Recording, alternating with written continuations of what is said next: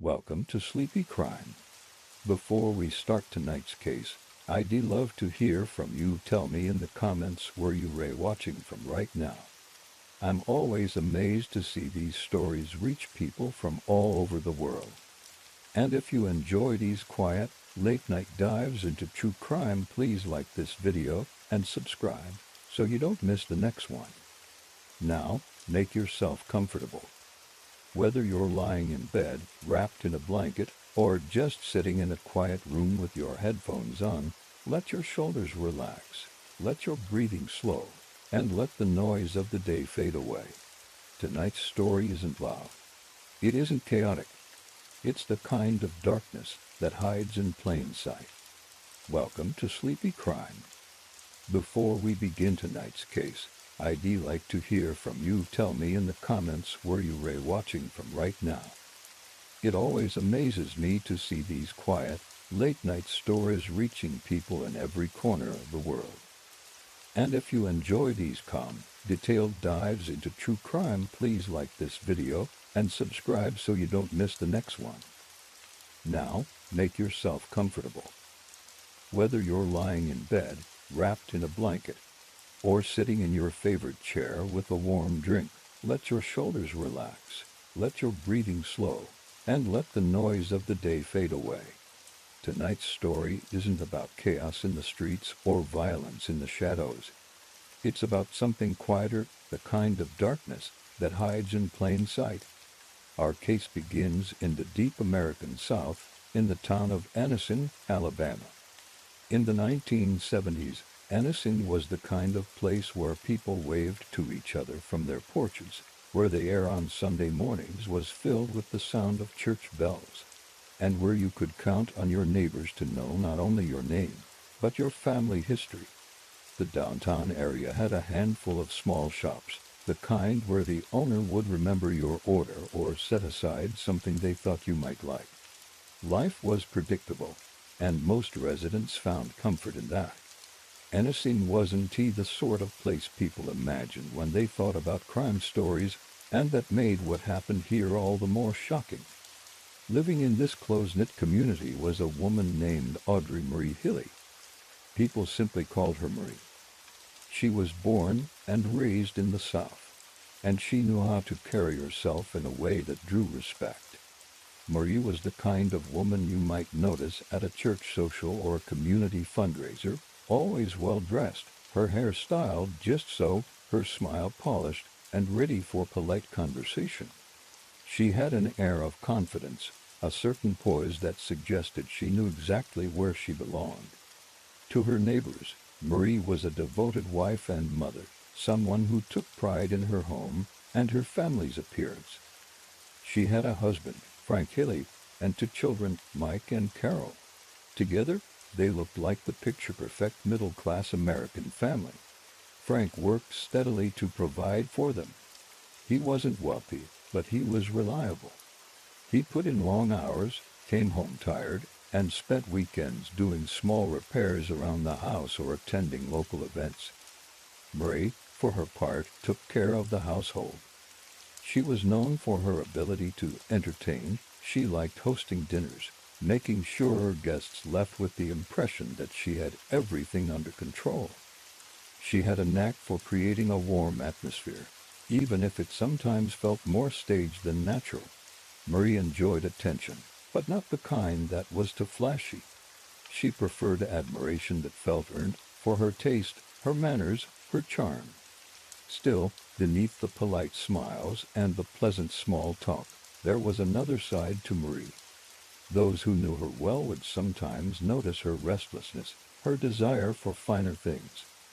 She liked clothes that were just a little too expensive for their budget, perfume that came in bottles with foreign labels, and jewelry that caught the light in a way that said it wasn't tea from the discount store. Frank's steady paycheck could cover the basics, but it couldn't always satisfy Marie's taste for the better things in life. To most, this seemed like a small quirk. After all, who doesn't want a little luxury now and then? But for Marie, the gap between what she had and what she wanted was a constant source of frustration. The Hilley marriage, from the outside, appeared stable. They had their arguments, as most couples do, but nothing that raised alarms among their friends or family. Mike and Carol seemed healthy, well-fed, and well-mannered. There were no police visits, no visible signs of trouble. And in a town like Anniston, where everyone's business was at least partly public, the absence of gossip was itself a sign that things were going well. But in the privacy of their home, there were tensions, subtle but steady. Frank's health wasn't what it used to be. He complained more often of feeling tired. Sometimes he mentioned strange stomach pains or nausea. At first, these seemed like minor issues, the kind anyone might face in middle age. Marie responded as any caring wife might, or at least that's how it appeared. She made sure Frank took his meals, brought him coffee in the mornings, and encouraged him to rest when he felt unwell. To outsiders, she seemed attentive and concerned, the model of support. But as the months passed, Frank's symptoms grew worse. He began losing weight without trying. His skin sometimes looked pale, almost gray. He complained of numbness in his hands and feet and occasional difficulty walking. Marie would tell friends that Frank was under a lot of stress, that work was wearing him down, or that the doctors hadn't quite figured out what was wrong yet. At this stage, no one suspected foul play. The 1970s were a time when small-town trust still ran deep, and the idea that a wife might intentionally harm her husband was almost unthinkable. In Anniston, people believed in the sanctity of marriage, in loyalty, in taking care of one another for better or for worse. If Frank was unwell, the assumption was that Marie was doing everything she could to help him. But the truth, as it would later be revealed, was far more disturbing.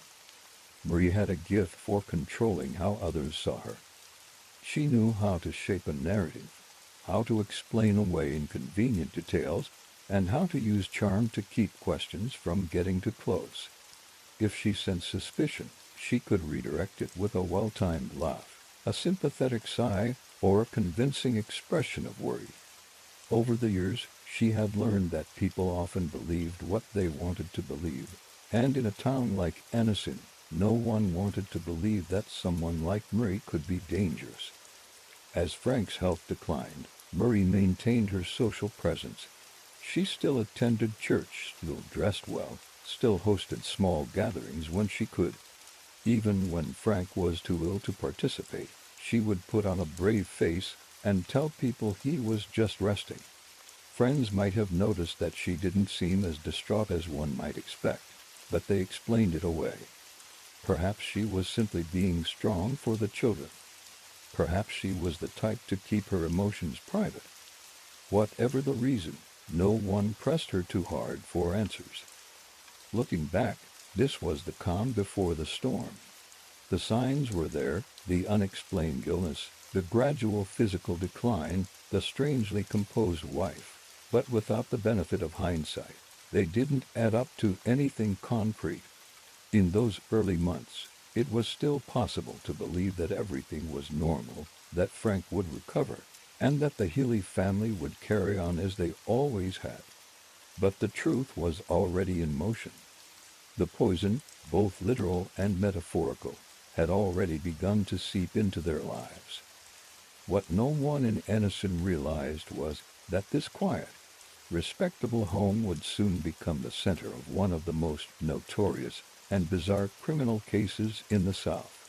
And it all started here, with a woman whose charm masked a deadly ambition and a husband whose trust would prove fatal.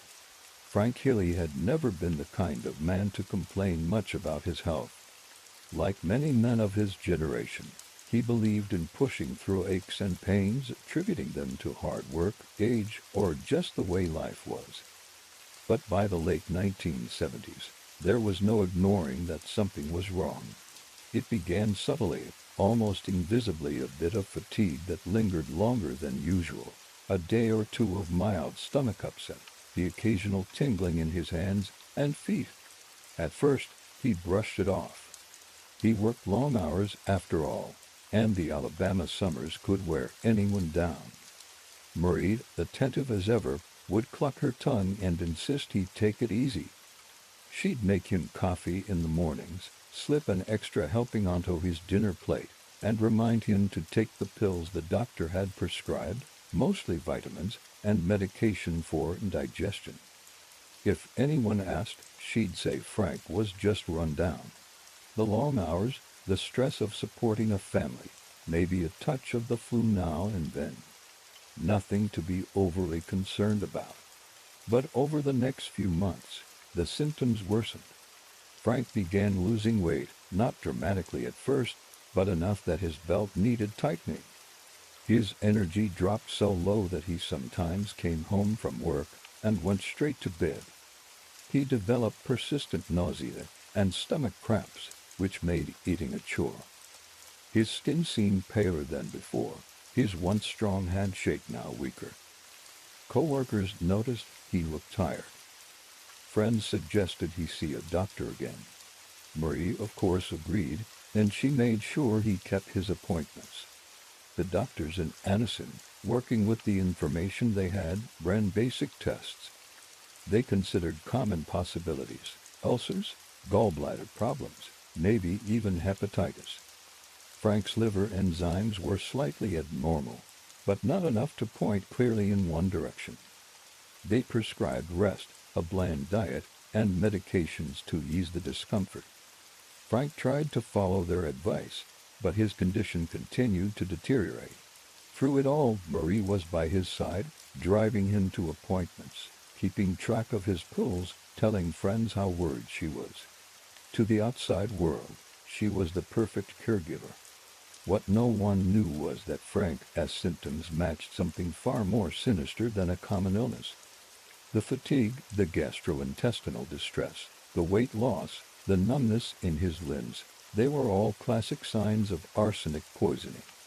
In small doses over time, arsenic can destroy a person's health gradually, making it look like a mysterious chronic disease. It's tasteless when mixed into food or drink, and in the 1970s, it was still possible to obtain it in certain pest control products without raising much suspicion. In a case like Frank's, unless a doctor specifically tested for it, which few would do without a reason, the poison could remain undetected until it was too late. By the summer of 1975, Frank was noticeably unwell. There were days when he could barely get out of bed. The doctors suspected hepatitis, possibly brought on by contaminated food or water. Marie, with her characteristic poise, accepted the diagnosis in public, even as she privately prepared for what came next. She began telling friends and family how much strain Frank's illness was putting on the household. She mentioned money worries, her concern for the children's future, and how hard it was to watch her husband suffer. These conversations, while framed as expressions of worry, also planted a quiet narrative that she was struggling, that she was the one holding everything together. In August 1975, Frank's condition reached a crisis point. He was admitted to the hospital with severe nausea, vomiting, and dehydration. The medical staff worked to stabilize him, giving fluids, running more tests, and trying to manage his pain. Marie was often at his bedside, smoothing the sheets, speaking softly to him, and chatting with the nurses. She seemed devoted. But in the background, she also made phone calls to the insurance company, checking on policies and paperwork. It was subtle, and at the time, no one connected it to anything unusual. After all, many spouses think about practical matters when facing a serious illness. Frank's stay in the hospital was brief. Despite the doctor's efforts, his health continued to decline. On May 25, 1975, Frank Hilley died. The official cause of death was listed as infectious hepatitis, a diagnosis that fit the symptoms well enough to satisfy the medical examiner. No autopsy was performed. In Anniston, there was mourning but no suspicion. Friends and neighbors brought casseroles to the house, offered to help with errands, and expressed their condolences. Marie accepted it all with a composed face, thanking everyone for their kindness. Within weeks of Frank's funeral, the insurance payout arrived, tens of thousands of dollars. For most widows in Anniston, this money might have gone toward paying off debts, securing the family's future, or making ends meet. Marie, however, began spending quickly. She bought new clothes, took trips, and maintained the polished image she'd always cultivated. To some, this was just her way of coping. To others, it seemed perhaps a little fast, but grief manifests in many forms, and no one felt it was their place to judge. Life moved on, at least outwardly. Marie kept herself busy. She stayed socially active, attending church and community events, her wardrobe as sharp as ever. But privately, there was a shift. Without Frank, she was freer to manage her life and her finances as she pleased. Still, she had responsibilities. Her son Mike was grown and independent, but her daughter Carol was still in high school, and Marie wanted to maintain the same comfortable lifestyle they had enjoyed before. It was in the months after Frank's death that something strange happened. Carol, previously healthy, began experiencing odd symptoms: fatigue, muscle weakness, occasional nausea. At first, these seemed minor, the sort of ailments any teenager might brush off as stress from school or a passing virus. But over time, they became more severe. Carol complained of numbness in her hands and feet, difficulty walking, and unexplained muscle pain. Doctors ran tests, but the results were inconclusive. They prescribed vitamins, iron supplements, and rest. Once again, Marie was the attentive caregiver. She made Carol's meals, reminded her to take her medicine, and accompanied her to appointments. Friends and relatives saw this as a continuation of the same devotion she had shown Frank. But the pattern was disturbingly familiar. By the time anyone began to question the situation, the damage had already been done. Carol's condition worsened to the point where she had to be hospitalized. It was during this hospital stay that doctors, growing frustrated with the lack of progress, began considering more unusual causes. Tests for heavy metals were ordered, and the results were shocking. Carol had extremely high levels of arsenic in her system. This revelation triggered a series of urgent questions, not just about Carol's illness, but about Frank's death. Could his hepatitis have been something else entirely? Had the same poison been in his system, undetected? And most chilling of all, had someone close to both of them been responsible? At this point, the suspicion could no longer be ignored. Police became involved, and the case took on a new, darker tone. For the people of Anniston, it was an almost impossible idea to accept that the smiling, well-dressed Marie Hilley, the woman who had played the role of caring wife and mother so convincingly, might have been slowly poisoning her own family. But, as investigators would soon discover, this was only the beginning of a story far stranger and far more twisted than anyone imagined. When the toxicology results came back for Carol Hilley, they were impossible to misinterpret. The young woman had dangerously high levels of arsenic in her system, not from accidental exposure, not from environmental contamination, but from repeated ingestion over a period of time. For the doctors, this was a turning point. Arsenic poisoning wasn't a diagnosis they made lightly, and it carried with it a chilling implication. Someone had been deliberately introducing the poison into her food or drink. The hospital alerted law enforcement immediately. In a place like Anniston, where serious crimes were rare and everyone seemed to know everyone else, the police approached the matter cautiously. They began interviewing family members, friends, and anyone who had spent time with Carol in recent months. And inevitably, the same name came up again and again: her mother, Marie. She had been her daughter's primary caregiver, the one preparing her meals, the one at her bedside day after day. On the surface, that looked like devotion. Under the shadow of the toxicology report, it looked very different. Investigators began quietly reviewing the circumstances of Frank Hilley's death just a few years earlier. At the time, the cause had been listed as infectious hepatitis.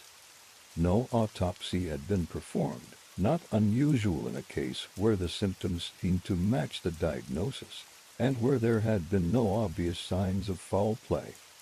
But now, with Carol's poisoning confirmed, the parallels between father and daughter were too strong to ignore.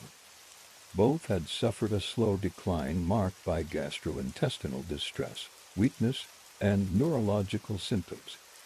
Both had been under Marie's care during their illness. Both had trusted her completely. The decision was made to exhume Frank's body. It was a delicate process. In small towns, exhumations carry a certain weight. They're not just a matter of procedure. They ring a public signal that something about the past is being questioned in the most serious way. When the body was examined, the results left no doubt. Frank Hilley had lethal levels of arsenic in his system at the time of his death. The infectious hepatitis diagnosis had been wrong. He had not died of natural causes. He had been murdered. For the investigators, the focus narrowed sharply. The question wasn't just who had access to both Frank and Carol during the periods of poisoning, it was who had the motive. Marie fit both criteria. She had been the one preparing their food, the one managing their care. And in Frank's case, there was a financial incentive, a life insurance policy worth tens of thousands of dollars, which she had collected not long after his death. In 1975, that was a substantial sum, enough to significantly improve someone's lifestyle. And by all accounts, Marie had done just that, buying new clothes, traveling, and maintaining a level of social activity that seemed inconsistent with the mourning widow she portrayed. Still, building a case required more than suspicion. The police gathered witness statements, documenting how Marie had spoken about Frank's illness, how she had described his symptoms, and how quickly she had seemed to move on after his death. They also looked closely at her behavior with Carol. Nurses reported that while Marie appeared attentive, she sometimes brought her daughter drinks or snacks from home, items not provided by the hospital. It was possible, they realized, that these treats were the very means by which the poisoning had continued. By late 1979, the investigation reached the point where formal charges were possible. Marie Hilley was arrested on charges of attempted murder for the poisoning of Carol and murder in the death of Frank. The arrest sent ripples through innocent. This was not the kind of town where people expected to see someone like Marie, well-dressed, socially active, seemingly respectable, being led away in handcuffs. Neighbors struggled to reconcile the image they had of her with the accusations being made. When questioned, Marie denied everything. She claimed she had no idea how Carol had been exposed to arsenic, and she insisted that Frank's death had been exactly as the doctors described at the time. She portrayed herself as a victim of malicious speculation, someone being unfairly targeted because she had already suffered so much loss. But the evidence against her was growing, and the prosecution believed they had a strong case. The court granted her bail while she awaited trial, a decision that, in hindsight, would become a critical turning point. At first, Marie appeared to comply with the conditions. She stayed in Anniston, met with her lawyer, and maintained the outward appearance of preparing for her defense. But beneath the surface, she was making other plans. Friends later recalled that she seemed oddly unconcerned about the severity of the charges, almost as if she believed she could simply sidestep them. In January 1980, those suspicions proved true. Marie Hilley vanished. She didn't just miss a court date or fail to check in with her lawyer. She disappeared entirely. Her car was found abandoned in Birmingham, Alabama, with no sign of where she might have gone. For law enforcement, it was a frustrating setback. They had a strong case, But without the defendant present, the trial could not proceed. A warrant was issued for her arrest, and she was officially listed as a fugitive. While the police searched for her, speculation swirled in Innocent. Some believed she had fled the state and was living under an assumed name somewhere far away. Others thought she might have crossed the border into Mexico or even left the country entirely. The truth, as it would later emerge, was stranger and more audacious than most people imagined. But in those first days after her disappearance, the reality was stark. A woman accused of killing her husband and attempting to kill her daughter had simply slipped through the cracks, aided by the very traits that had made her so dangerous in the first place: charm, composure, and the ability to make people underestimate her. Carol, meanwhile, slowly recovered from the effects of the poisoning, though the physical and emotional toll would remain for years. She had nearly died, and the realization that her own mother had been the one responsible was a wound that went far deeper than the physical damage. For her, and for those who had known the Hilley family, the case became a grim reminder that evil doesn't always come from the shadows. Sometimes it wears a friendly face, sits at your dinner table, and tucks you into bed at night. By the time weeks turned into months with no sign of Marie, the case began to fade from the headlines. Other crimes took its place in the news cycle, and while the authorities never stopped looking, the trail seemed to grow colder. But Marie was not finished writing her story. She was still very much alive, still capable of manipulation, and still determined to live life on her own terms. And in her mind, escaping Innocent was just the beginning. For most fugitives, the days immediately following a disappearance are a frantic blur of fear, improvisation, and desperate attempts to avoid detection. But Marie Hilley was not most fugitives. She approached her flight from justice with the same calculated control she had used to manipulate those closest to her. In her mind, this was not a panicked escape, it was a transformation. She wasn't simply leaving Innocent behind, she was shedding her old skin entirely, stepping into a new life where the name Marie Hilley would be nothing more than a shadow. After abandoning her car in Birmingham, she traveled under assumed identities, using cash wherever possible and avoiding places where her face might be recognized. She was adept at changing her appearance, a different hairstyle, glasses, clothing that shifted her silhouette just enough to make her look like someone else. To those who crossed her path in the months that followed, she was simply another woman trying to make her way in the world, not the subject of an active murder and attempted murder investigation. Eventually, Marie settled in Florida, far enough from Innocent to feel safer, but not so far that the move raised suspicion. There, she introduced herself as Robbie Hannon. Robbie was confident, friendly, and vaguely mysterious about her past. She explained to new acquaintances that she had grown up in Texas, that her parents were gone, and that she had no close family. It was a story crafted to discourage too many questions. She found work as a secretary, a role that suited her well, organized enough to appear competent, social enough to build relationships, but low profile enough to avoid unwanted attention. Her charm worked just as it always had. Co-workers found her engaging and easy to talk to. Neighbors described her as polite and helpful. She even began dating again, eventually meeting a man named John Homan. John was steady, dependable, and smitten with the woman he knew as Robbie. Within a short time, their relationship deepened, and they began to speak of marriage. To John, Robbie was everything he could want: warm, supportive, and seemingly honest. The idea that she might have been living under a false identity, running from a double criminal charge, never crossed his mind. But for all the stability she built in her new life, Marie couldn't resist the temptation to stretch the truth or outright fabricate it when it suited her. At one point, she told John and others that she had a twin sister named Terry, a story that would become central to the next phase of her deception. The twin sister explanation gave her an easy way to explain sudden changes in appearance or behavior. If someone noticed a difference, she could attribute it to the fact that they were simply seeing her sister. It was a small lie with big potential, and Marie, ever the strategist, kept it in her back pocket.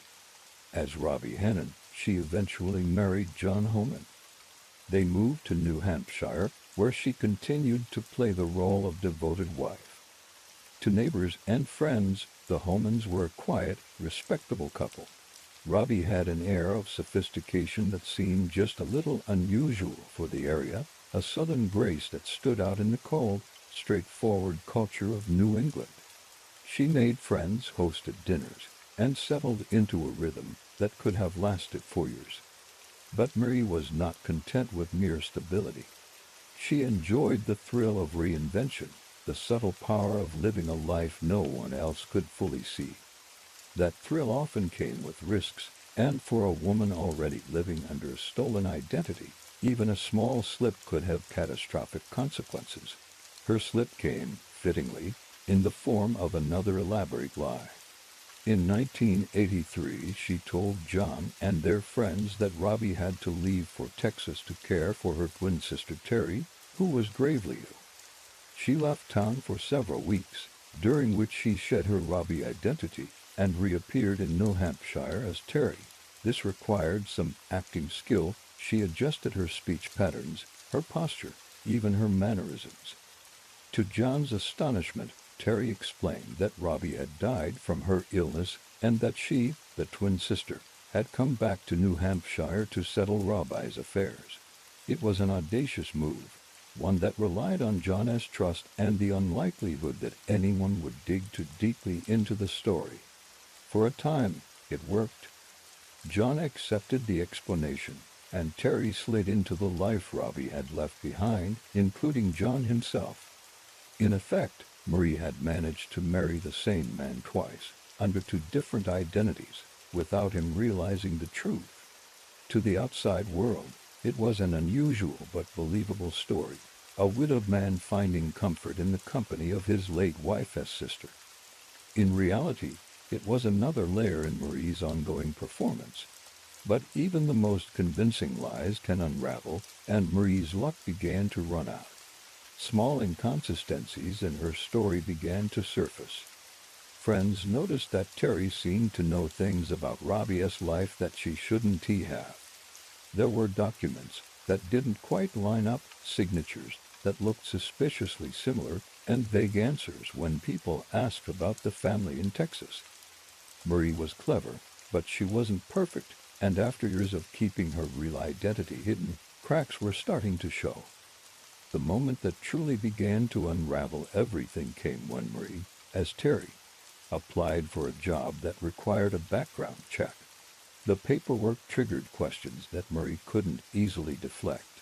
When authorities began to look more closely, they discovered that Terry had no verifiable history, no birth records, no legitimate identification, nothing that proved she was who she claimed to be.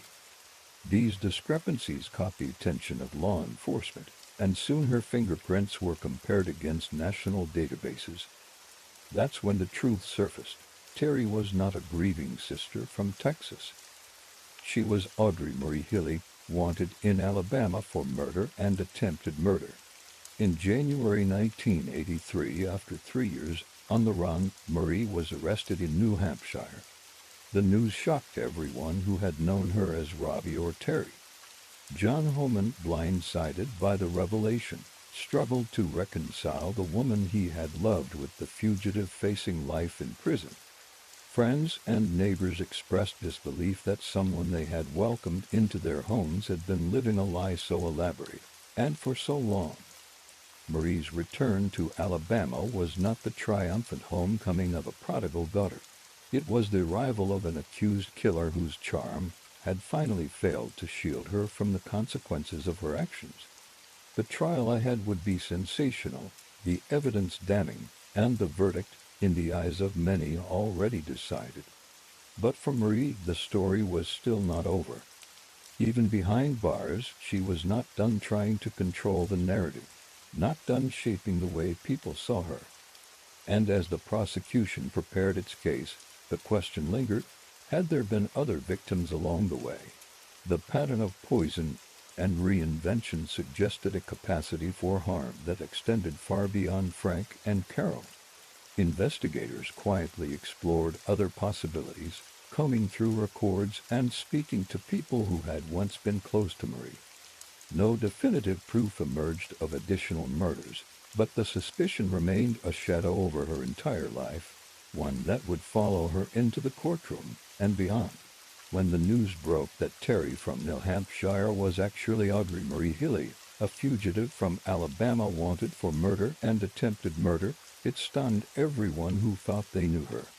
The local papers ran the story with disbelief in their headlines, and in unison, it was as if a ghost had reappeared.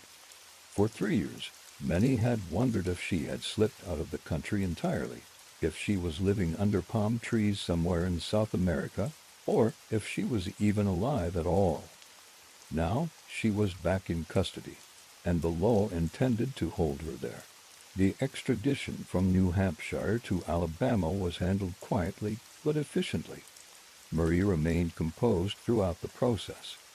She walked into courtrooms with her head held high, her hair carefully styled, her clothing neat, the same way she had always presented herself, even in the most precarious situations. Reporters noted that she smiled often, sometimes even laughing softly at whispered comments from her attorney.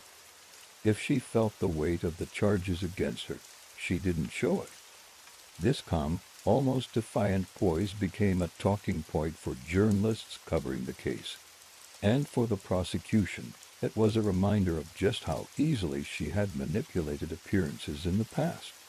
When she arrived back in Alabama, the atmosphere in Anniston shifted. This was no longer a mystery or a cold case. This was the return of a woman accused of killing her husband with arsenic and nearly doing the same to her daughter.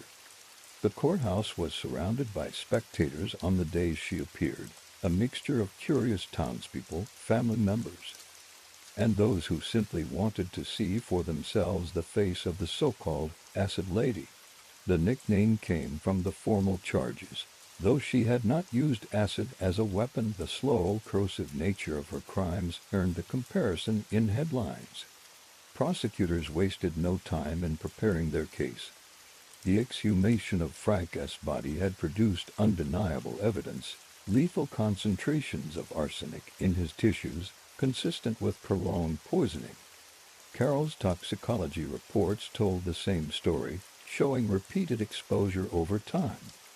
The pattern was clear, and it was reinforced by witness statements from doctors, nurses, and acquaintances who described Marie's behavior during both illnesses. The prosecution's narrative was straightforward. Marie had poisoned Frank for the insurance payout and later poisoned Carol, perhaps to maintain control over her or for another financial motive. Marie's defense team, however, had a different strategy. They argued that there was no direct evidence showing Marie administering arsenic. They suggested the possibility of accidental exposure, pointing out that arsenic was still present in some household products at the time. They even floated the idea that Frank might have ingested it himself, intentionally or otherwise. To bolster their argument, they leaned heavily on Marie's public persona, the image of a devoted wife and mother, a woman incapable of such cruelty. While awaiting trial, Marie was held in the Calhoun County Jail. Life behind bars was a stark change from the freedom she had enjoyed in New Hampshire, but she adapted quickly. Guards reported that she was polite, cooperative, and often engaged in friendly conversation. She made an effort to look presentable, even in prison-issued clothing, smoothing her hair before court appearances and maintaining a certain dignity that contrasted sharply with the accusations against her. It was during this pre-trial period that the matter of bail arose. Given the seriousness of the charges and her history as a fugitive, the prosecution strongly opposed releasing her. They argued that she had already demonstrated her willingness to flee and her skill in evading capture. But Maria's attorneys countered that she had returned to the United States voluntarily, a framing that conveniently omitted the fact that she had been caught. They emphasized her roots in Annecy, the support she still had among certain family members and acquaintances, and her supposed desire to clear her name. Against the prosecution's objections, the court set bail. The amount was substantial, but Marie managed to secure it, reportedly with help from friends and remaining assets. Her release was met with outrage from some in the community, who saw it as a dangerous gamble. To them, it was unthinkable to let a woman accused of such calculated crimes walk free, especially one who had already proven she could vanish without a trace. Once out on bail, Marie moved into a modest residence and resumed something resembling her old routine. She attended church, shopped in local stores, and was seen dining in restaurants. The same charm that had helped her blend into life in New Hampshire now worked to soften her presence back in Alabama. Some people avoided her entirely, unable to reconcile her friendly demeanor with the horror of the allegations.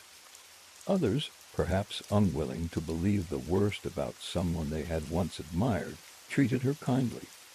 For the prosecution, her freedom was nerve-wracking. They were building a case that relied on keeping the jury's focus on the evidence, not on the woman's ability to seem harmless. Every time Marie appeared in public with a smile, they worried that she was subtly influencing potential jurors. They also knew that she was still capable of disappearing again, and that the trial could be derailed entirely if she fled a second time. Marie, for her part, seemed entirely unbothered by the looming trial. She told people that the truth would come out, that she was innocent, and that the charges were the result of misunderstandings and malicious gossip. In private, however, she remained the strategist she had always been. She knew that the courtroom was as much about performance as it was about facts, and she was preparing herself to play her role to the fullest. The months leading up to the trial were a strange mix of quiet normalcy and underlying tension. Marie appeared in court for pre-trial hearings, always neatly dressed and composed. The prosecution refined their timeline, building a narrative that tied together Frank's death, Carol's illness, the insurance payout, and Marie's sudden disappearance when the investigation closed in. The defense sought to poke holes wherever they could, questioning the reliability of the toxicology tests and the motivations of certain witnesses. Yet beneath all the legal maneuvering, there was an unspoken truth. Both sides knew that the case would ultimately hinge on how the jury perceived Marie herself. Would they see her as the cold, calculating poisoner described by the state, or as the misunderstood woman painted by the defense? The answer to that question would decide her fate. As the trial date approached, the media presence around the courthouse intensified.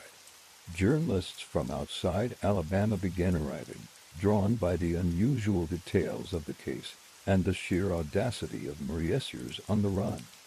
Stories about her twin sister ruse in New Hampshire added a sensational twist, and the combination of small-town crime and national intrigue made for compelling headlines. For Marie, it was both a danger and an opportunity.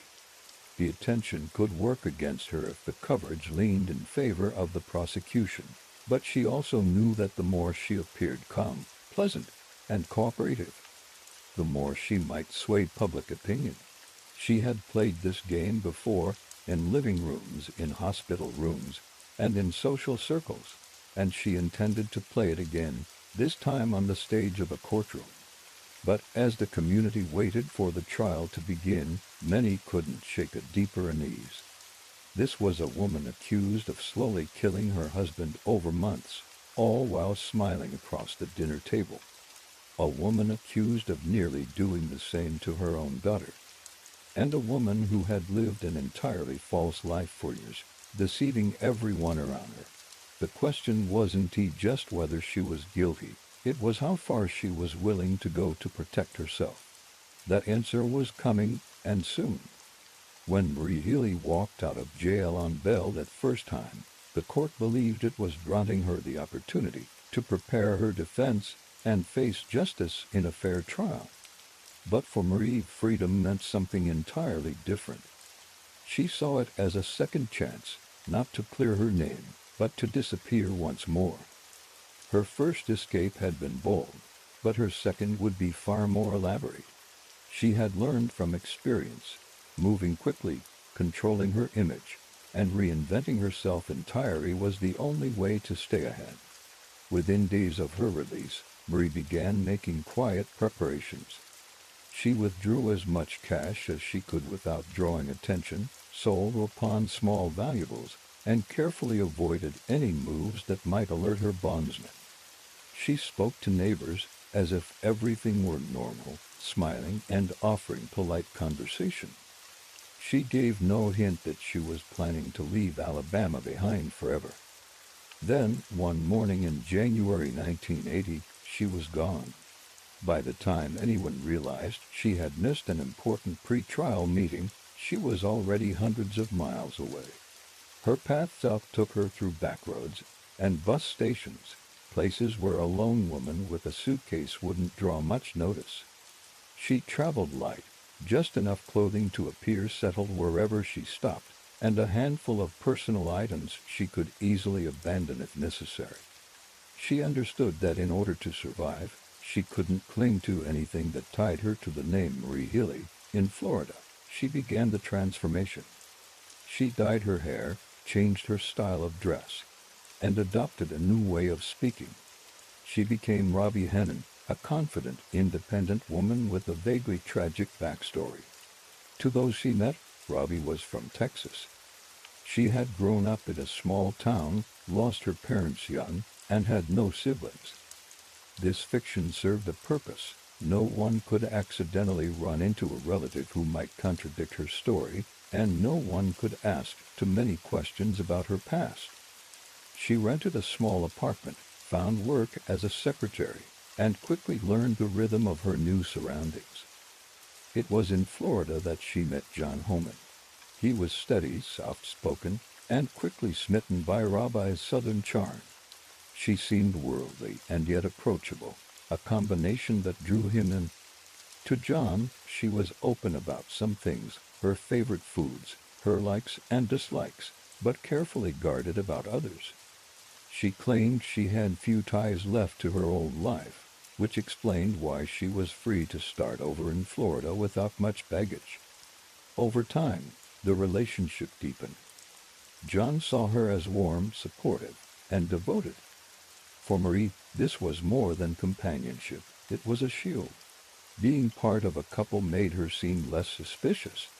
It rooted her in a community, gave her a shared home, and made it harder for strangers to imagine her as a dangerous fugitive.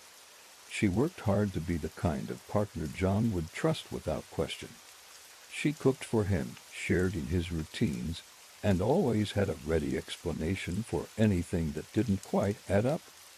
But Marie was never content with a simple life. The thrill of reinvention, the power of living a double life, these were things she couldn't resist. By the early 1980s, she began introducing an audacious twist to her story, the existence of a twin sister named Terry. According to Robbie, Terry lived in Texas and was in poor health. She described her sister in just enough detail to make the story believable, but never so much that anyone could verify it. The twin gave her a narrative tool she could use for sudden changes in appearance or behavior. If someone noticed a difference, she could blame it on Terry. The fiction became reality, at least in her performance, when Marie told John she needed to go to Texas to care for Terry. She left Florida for several weeks, during which she shed the Robbie identity and returned as Terry. The transformation was physical and behavioral. She adjusted her hairstyle, altered her clothing style, and even shifted her speech patterns. Once she came back, she told John that Robbie had died and that she, Terry, had come to New Hampshire, where they had decided to relocate to settle Robbie's affairs. It was a stunning move, one that required both audacity and a deep understanding of how people avoid uncomfortable truths. John, grieving the loss of the woman he loved, accepted Terry's version of events. In time, he grew close to her, eventually marrying her, never realizing he had, in effect, married the same woman twice under two different names. In New Hampshire, Terry built a life similar to the one Robbie had lived. She was friendly but reserved about her past, socially active enough to be well-liked, and careful never to discuss details that might unravel her story. She hosted dinners, shopped locally, and integrated herself into the community. Neighbors found her pleasant. No one suspected they were living next to a woman wanted in another state for murder. But the cracks were inevitable. Living a false identity required constant vigilance, and even Murray could not control every variable. Friends noticed that Terry seemed to know an awful lot about Robbie's life, more than a grieving sister might naturally recall. Paperwork occasionally presented small problems, especially when a legitimate birth certificate or other official document was required. Marie improvised where she could, but some questions were harder to deflect. The unraveling began with something relatively mundane, a job application. Terry applied for a position that required a background check. The process revealed inconsistencies, no verifiable birth records, no matching social security information, and a trail that simply stopped at a certain point. Those discrepancies caught the attention of authorities, and soon fingerprints were taken. When they were run through national databases, the truth surfaced. Terry Homan was not a grieving twin from Texas. She was Audrey Marie Hilley, the fugitive from Anniston, Alabama, who had vanished while awaiting trial for poisoning her husband and daughter. In January 1983, police arrested her in New Hampshire. The moment was surreal for those who had known her only as Robbie or Terry. John was blindsided, struggling to reconcile the gentle, loving woman he had married with the cold reality of the accusations. Friends and neighbors who had welcomed her into their lives felt betrayed, their trust shattered. The woman they thought they knew had been a performance from the beginning. The arrest set in motion her extradition back to Alabama. For Marie, it was the end of her carefully constructed fantasy life, but not the end of her performance.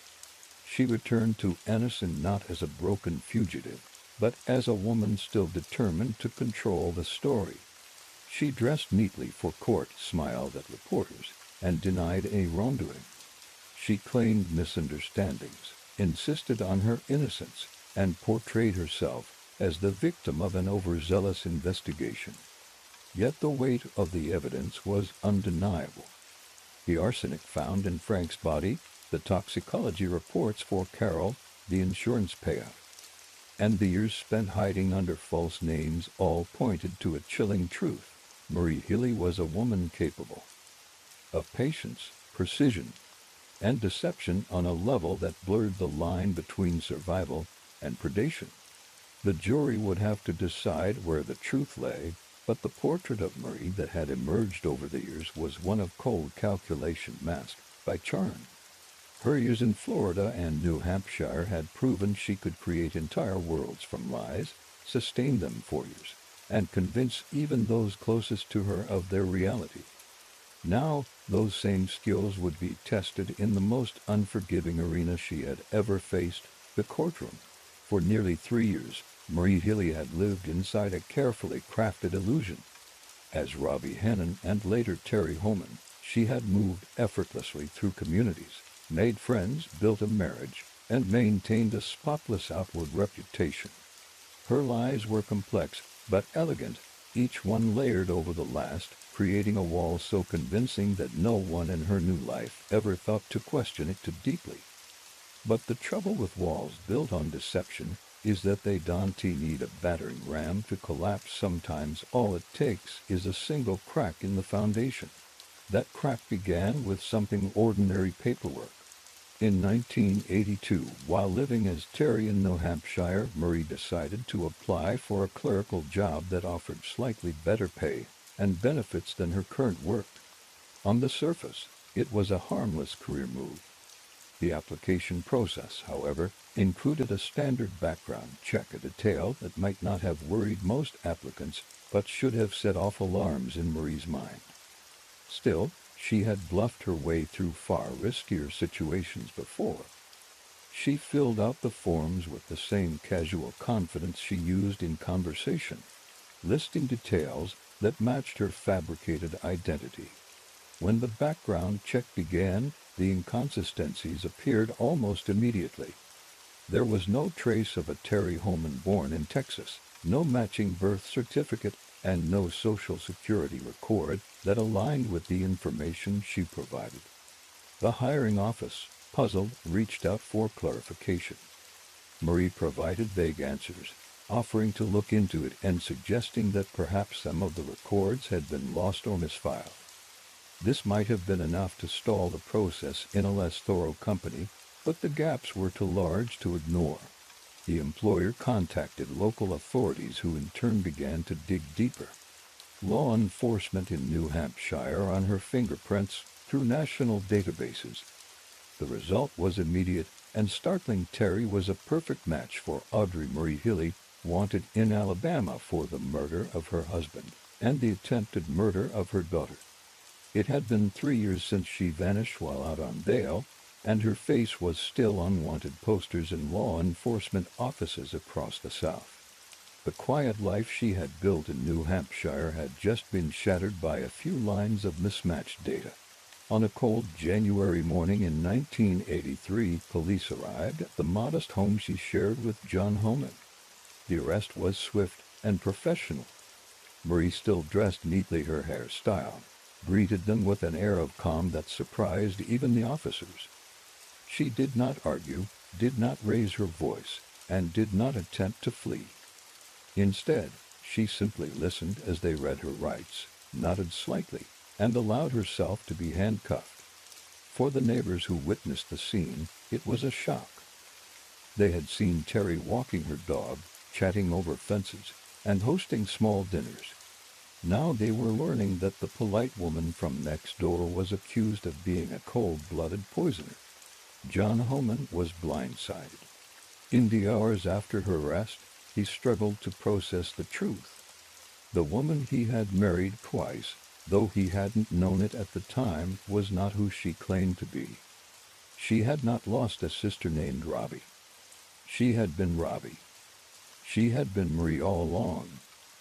And for years, she had carried on this deception under his roof without ever slipping enough for him to notice. His shock was compounded by the nature of the charges. It wasn't just that she had lied about her identity, it was that she was accused of slowly killing her husband and nearly killing her own daughter. As news of her arrest spread, the small New Hampshire community reacted with disbelief. Friends replayed conversations in their minds, searching for missed clues. Some defended her, insisting that the woman they knew could never have done something so monstrous. Others distanced themselves quickly, uneasy at the thought that they had been so completely fooled. The local papers ran front-page stories with her photograph now captioned with her real name alongside a condensed version of the crime she was accused of. Back in Alabama, the authorities wasted no time arranging her extradition. Marie was flown back under guard, her arrival at the Birmingham airport met by a small crowd of reporters. Cameras captured her stepping off the plane, looking composed despite the flashing lights and shouted questions. Her attorney issued a brief statement proclaiming her innocence and promising that the truth would come out in court. It was a familiar script, one she had used many times before, but this time the stakes were far higher. The prosecution in Alabama had spent years refining their case. They now had the advantage of not just the forensic evidence from Frank Essex's human body and Carol S. toxicology reports, but also the undeniable fact that Marie had fled while awaiting trial.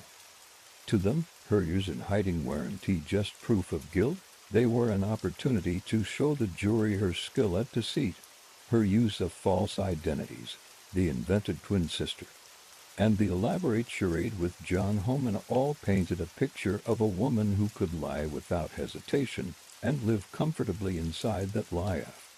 Oyers. Marie, however, was not the type to crumble under pressure.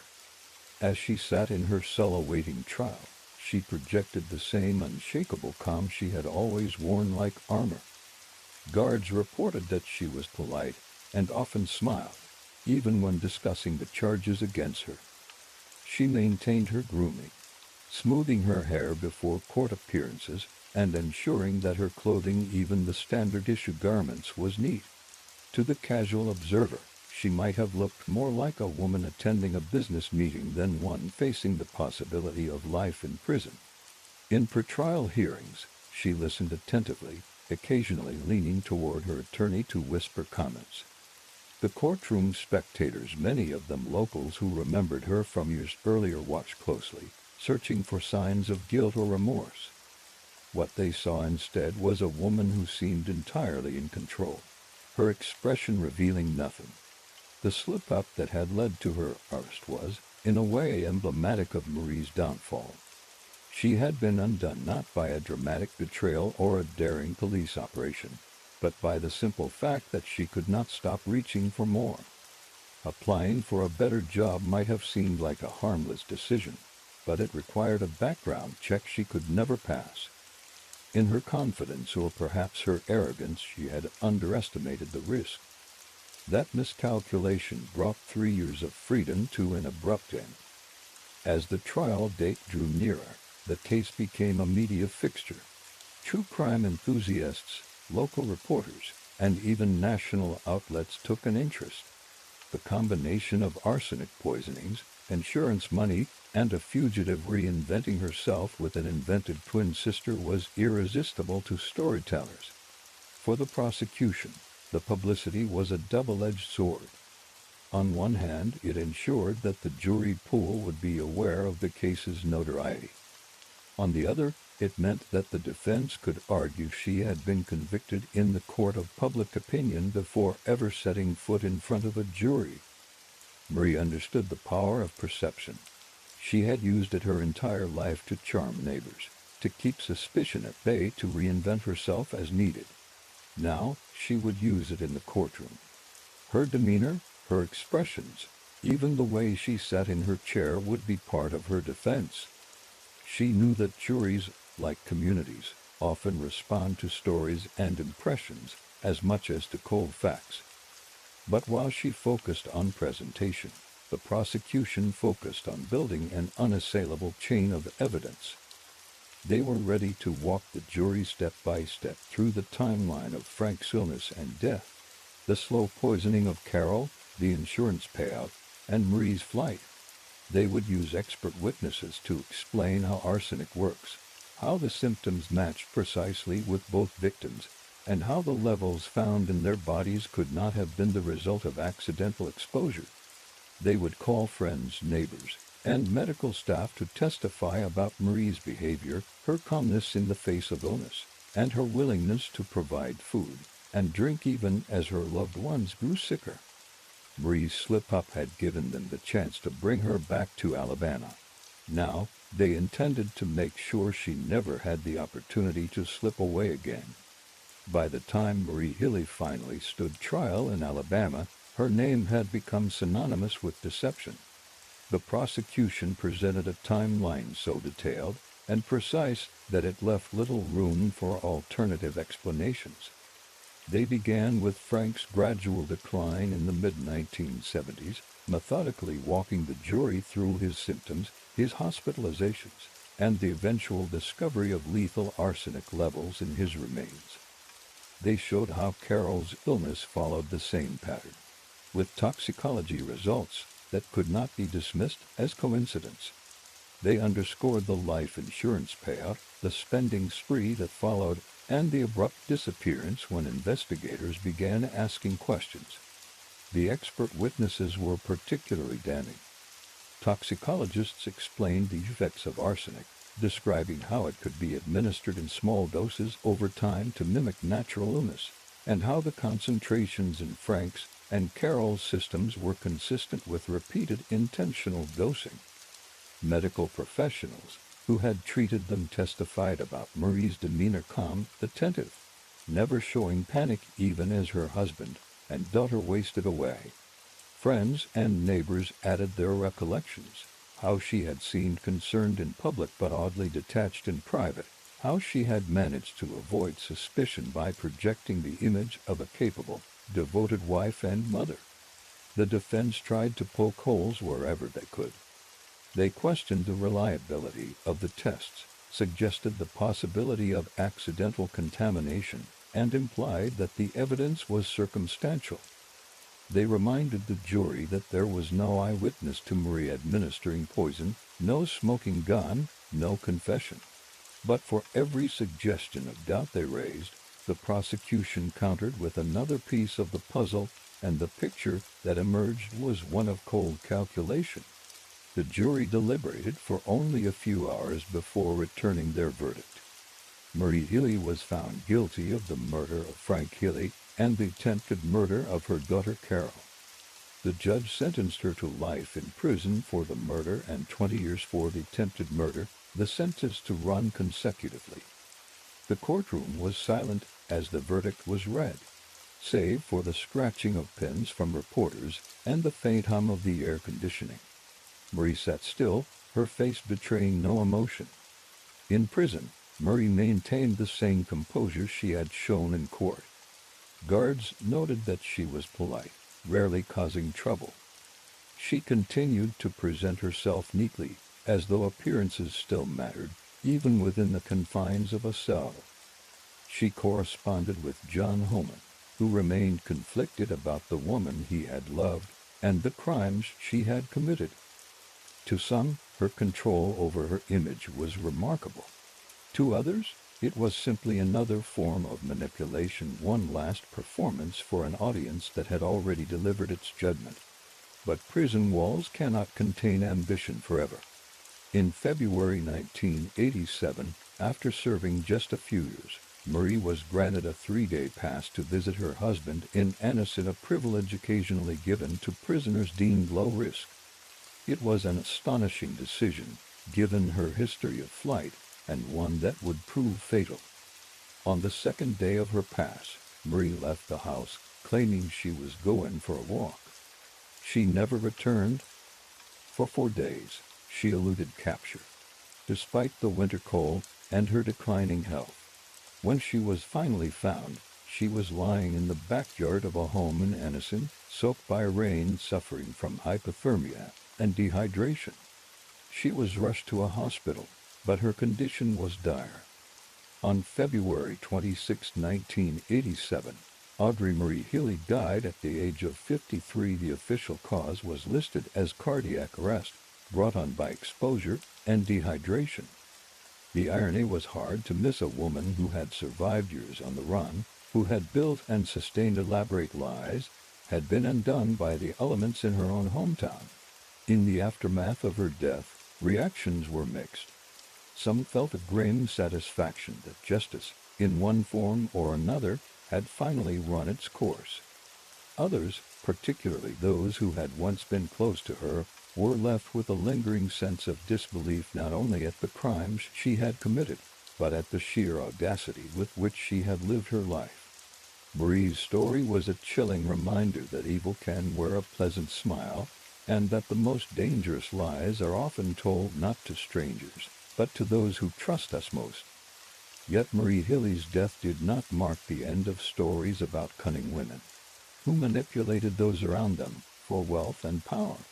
In fact, her case was just one chapter in a much longer history of elaborate deception, a history filled with people who could spin entire worlds out of nothing but charm, nerve, and a convincing story. While Marie's tools had been poison and reinvention, others had relied solely on their ability to talk, to persuade, to convince even the most skeptical listener that their words were truth.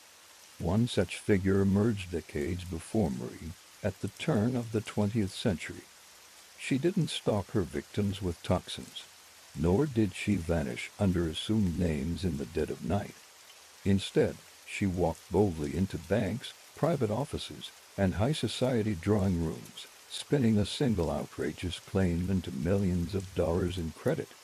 Her name, at least, the one she became famous under, was Cassie Chadwick.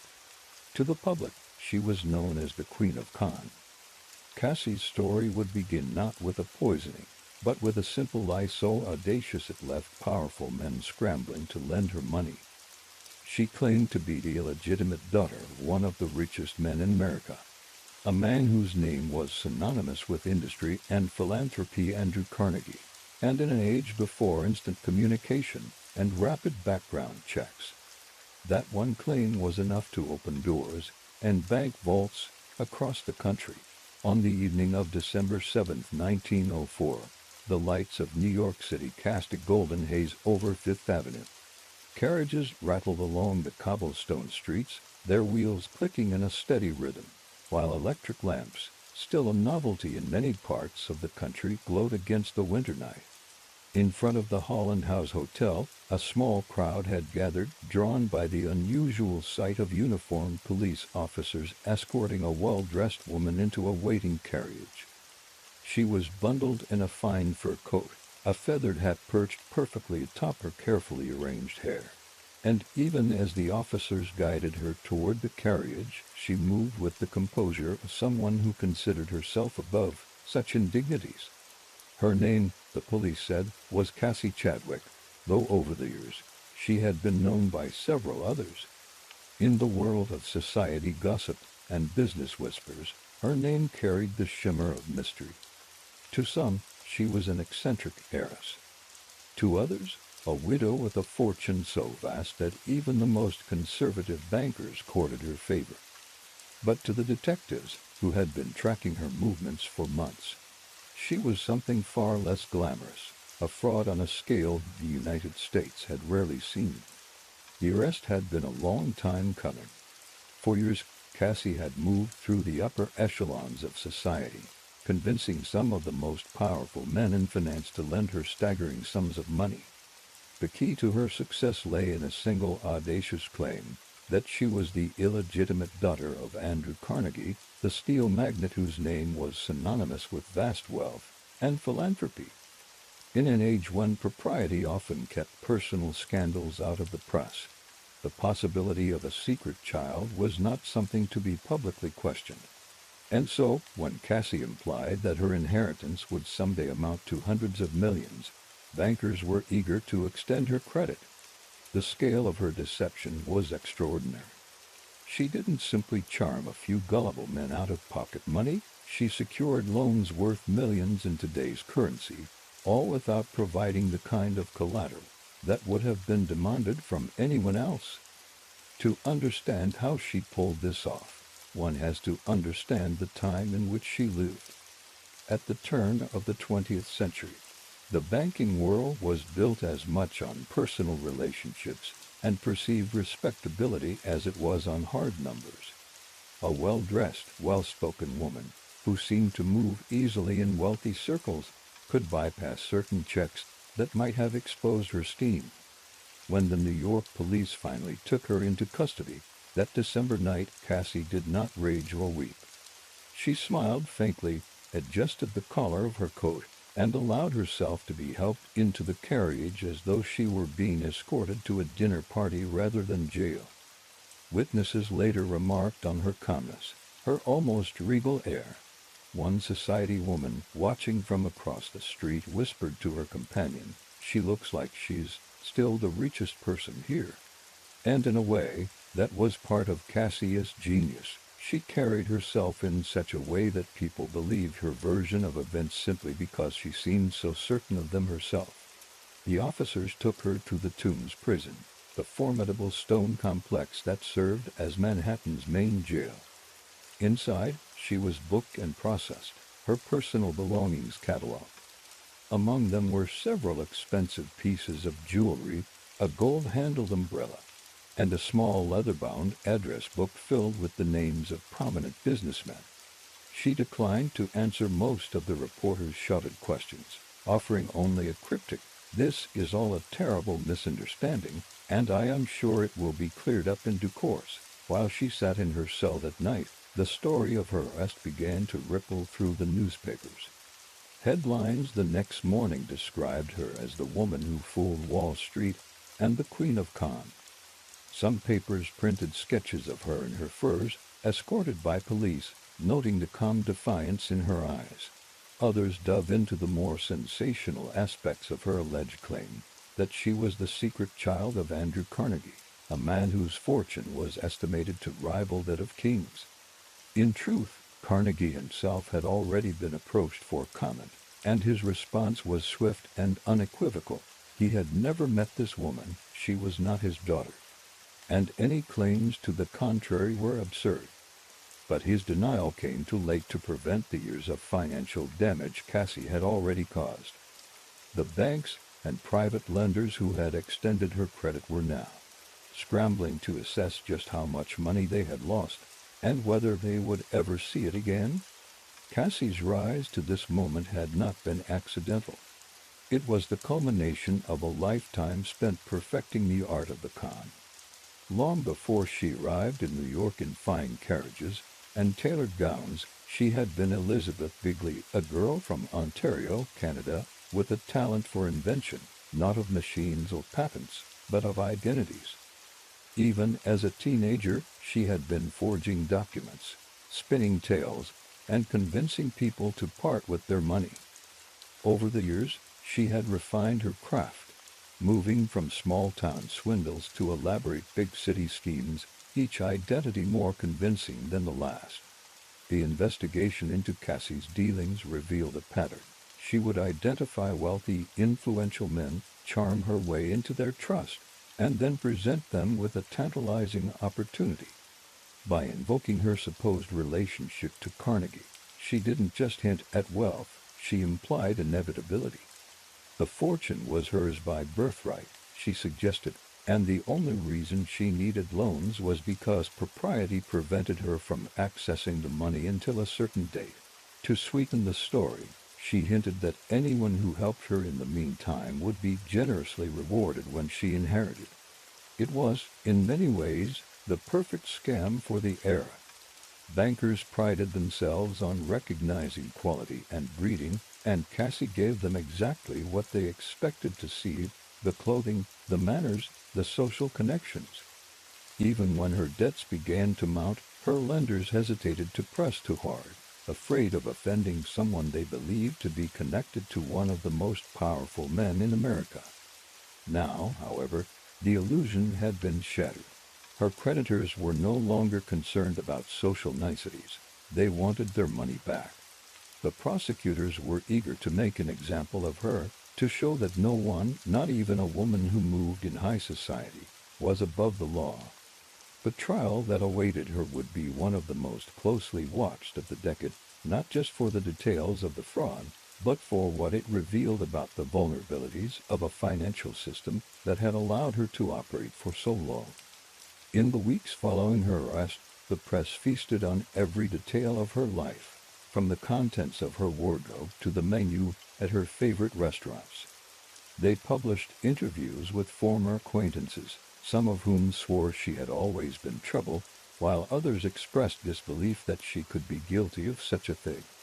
For the reading public, Cassie Chadwick was a character as much as she was a criminal, a woman whose story blurred the lines between scandal, comedy, and tragedy. But beneath the headlines and the gossip, there was a more sobering truth. Cassie's con had ruined lives.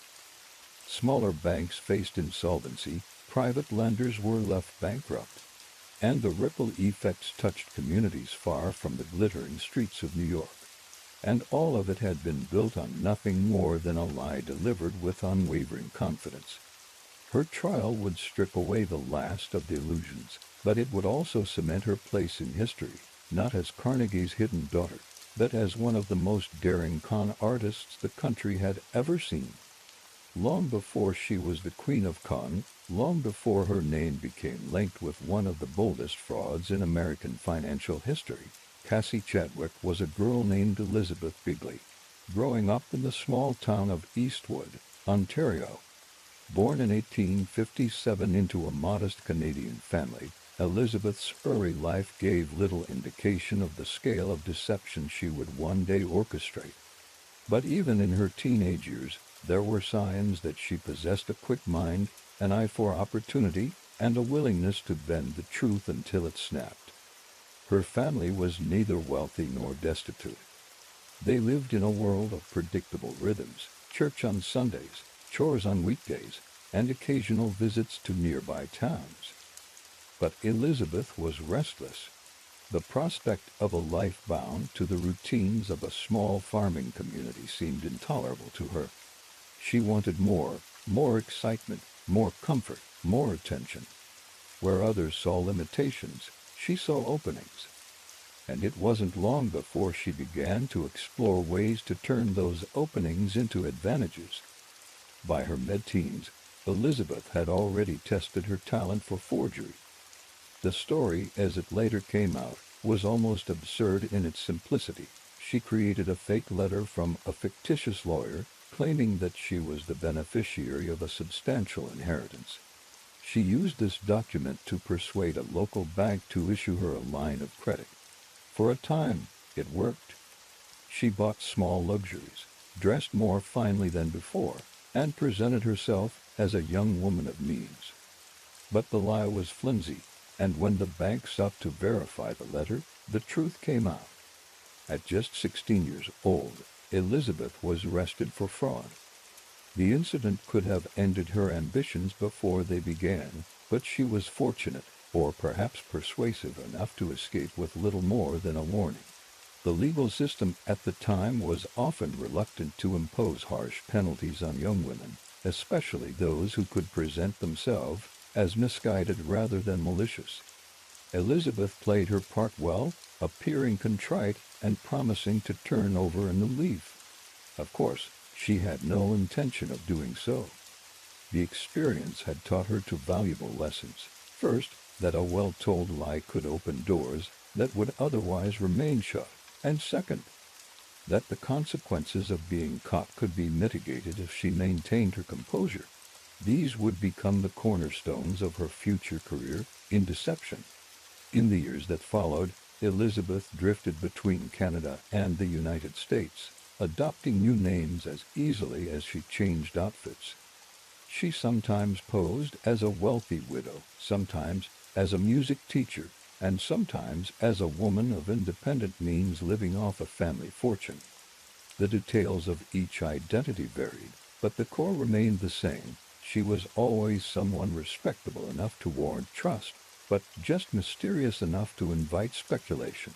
She understood instinctively that people are often more willing to believe a half-told story than a fully explained one. Her early schemes were small compared to what would come later: unpaid bills at boarding houses, bad checks written to shopkeepers, money borrowed under false pretenses. But each one was a training exercise, sharpening her skills in persuasion and performance. She learned to study her marks, to adjust her tone and mannerisms to match the person she was dealing with, and to plant just enough truth into a lie to make it seem plausible. One of her first truly notable moves came in her 20s, when she settled in Cleveland, Ohio. There, under yet another assumed name, she began moving in slightly wealthier circles. She ingratiated herself with small business owners, middle-class professionals, and the occasional society matron. It was in Cleveland that she began to realize the power of association, that being seen in the company of respected, well-to-do people could lend her credibility without her having to prove anything. A nod of familiarity from the right person could be as valuable as a signed document. It was also in Cleveland that she tried her hand at a more ambitious con, one that involved passing forged promissory notes as legitimate securities. The scheme unraveled, and once again she faced the threat of legal consequences. But just as before, she managed to avoid serious punishment. Whether through luck, charm, or the inability of the prosecution to fully prove intent, she walked away. This pattern, audacious risk followed by miraculous escape, became almost a defining feature of her life. By the late 1880s, Elizabeth had begun to refine not just her cons, but her presentation. She invested in fine clothing tailored to flatter her figure and convey status. She learned the social customs of the upper classes, from how to order at a fine restaurant to how to carry herself in a drawing room. These details mattered in an era when appearance and etiquette were seen as reflections of moral character. Looking the part was half the battle. It was during this period that she married Dr. Leroy Chadwick, a respected physician from Cleveland. The marriage elevated her social position dramatically. As Mrs. Chadwick, she gained entry into exclusive social circles and moved into a handsome residence on Euclid Avenue, known at the time as Millionaire's Row. The avenue was home to some of the wealthiest and most influential people in the city, and merely living there placed her in a class that few could question. To outsiders, the marriage seemed ideal, a successful doctor and his elegant wife living comfortably among the elite. But for Elizabeth, now calling herself Cassie, it was also a strategic move. Dr. Chadwick's reputation lent her an aura of legitimacy that even her most skillful self-presentation could not achieve on its own. It gave her cover for her frequent absences, her unexplained financial dealings, and her ever-growing network of business acquaintances. It was from this position of respectability that Cassie began laying the groundwork for her greatest con. She understood that small lies could be challenged, but an enormous lie, one so bold that it defied disbelief, could be harder to disprove. And so, sometime around the turn of the century, she began to tell a select few confidants a secret. She was the illegitimate daughter of Andrew Carnegie. The claim was outrageous, but she delivered it with such quiet conviction that her listeners leaned in rather than laughed. She never claimed it publicly. She didn't have to. By allowing the rumor to spread through whispers, she gave it an air of exclusivity. Those who heard it felt privileged to be in on such sensitive information, and in protecting the secret, they became her unwitting allies. Cassie hinted that Carnegie had provided her with promissory notes worth millions, payable upon his death. She suggested that she couldn't access the money immediately due to legal complications, but that her credit was essentially limitless because of her inevitable inheritance. This was the seed that would grow into a scheme of staggering audacity, one that would see banks falling over themselves to lend her vast sums of money without collateral, all because they believed they were doing business with the hidden heir to one of the greatest fortunes in the world. But before she could execute it fully, she needed to expand her network, perfect the details of her story, and ensure that no one could find the real truth about her origins. In this way, the girl from a small Canadian town, the teenager once caught forging letters for petty credit, transformed herself into a figure of whispered intrigue on Millionaire's Row. The name Elizabeth Bigley was gone. The name Cassie Chadwick would soon be infamous. By the time Elizabeth Bigley had fully shed her old identity and emerged as Cassie Chadwick, she had already spent years honing the art of deception. But it was her marriage to Dr. Leroy Chadwick in 1897 that truly elevated her from a clever grifter to a woman capable of playing the long game at the highest levels of society. The marriage was not merely a romantic union, though to the public it appeared to be one, but a calculated partnership that offered Cassie the kind of cover and credibility she had never enjoyed or Dr. Chadwick was a well-respected physician in Cleveland, known for his skill, professionalism, and quiet dignity. He was also comfortably wealthy, which allowed Cassie to step seamlessly into the life of an upper-class wife without having to explain the source of her own apparent fortune. Their home on Euclid Avenue, Cleveland's famed Millionaire's Row, placed them in the company of the city's elite. The street was lined with grand mansions, owned by industrialists, bankers, and political figures whose fortunes had been built in steel, oil, and railroads. It was a world where appearances mattered as much as actual wealth, and where being seen in the right places with the right people could solidify one's status almost overnight. Cassie adapted quickly to her new role. She dressed in the latest fashions from Paris, hosted elegant teas in their lavishly furnished home, and became a fixture at social events. Her manner was refined, her conversation engaging, and her confidence unshakable. She had the ability to speak just enough about herself to intrigue her audience, but never so much as to invite scrutiny. And she understood instinctively that in high society, mystery could be as valuable as wealth. It was during these early years of marriage that Cassie began laying the groundwork for her most audacious scheme. She understood that her new position allowed her access to people with extraordinary influence, bankers, lawyers, and businessmen whose trust could open financial doors that would be closed to almost anyone else. But she also knew that merely being the wife of a respected doctor was not enough to justify the kind of credit she intended to seek. For that, she needed a story, one so compelling, so extraordinary, that it would make her seem untouchable. The story she created was as simple as it was outrageous. She claimed to be the illegitimate daughter of Andrew Carnegie, the steel magnate and one of the richest men in the world. The brilliance of the lie lay in its plausibility within the social context of the time. The Gilded Age was filled with whispers of secret children and hidden affairs among the wealthy, and propriety often dictated that such matters remain unspoken in public. By framing herself as Carnegie's hidden daughter, Cassie positioned herself as someone whose wealth and social standing were inevitable, guaranteed not by her own business acumen, but by her birthright. Cassie never made the claim outright to large audiences. Instead, she shared it in carefully chosen moments, to individuals she believed could be useful to her. She often told the story as if reluctantly, as though revealing a deeply personal secret. In doing so, she created the illusion of trust and intimacy.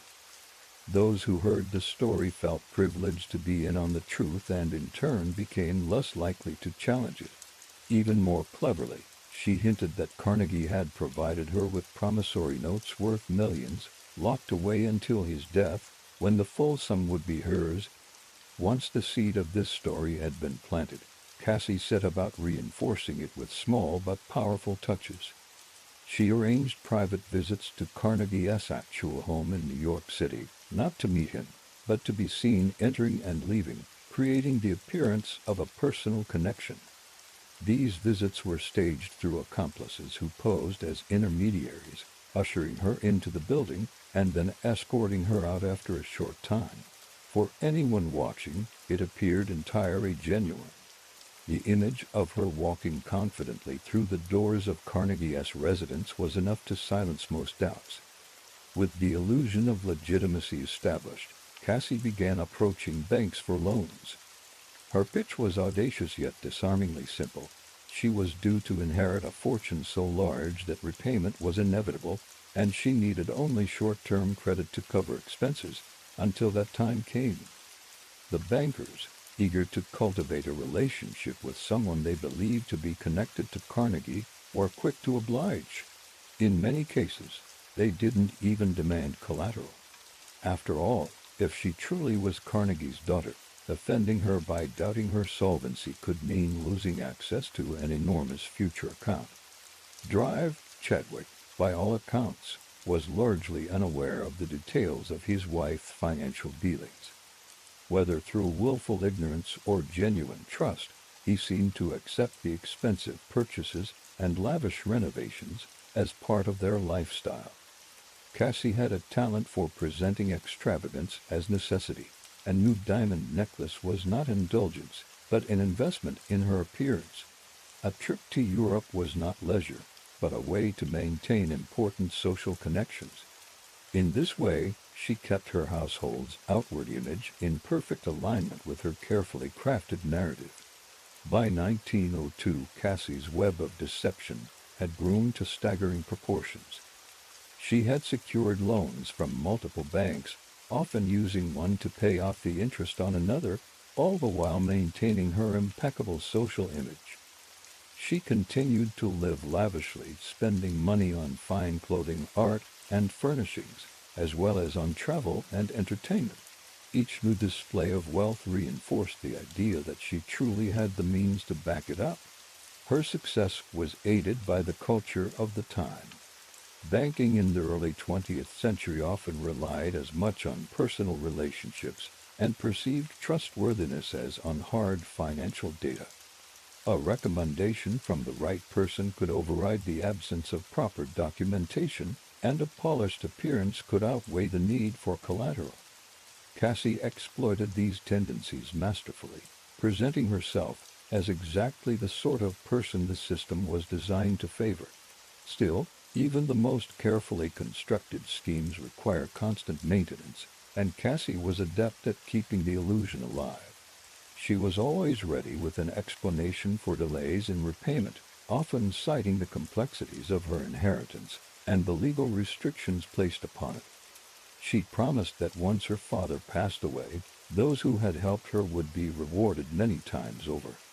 For many lenders, the prospect of a close connection to the Carnegie fortune was enough to keep them from asking too many questions. Behind the scenes, however, the pressure was mounting.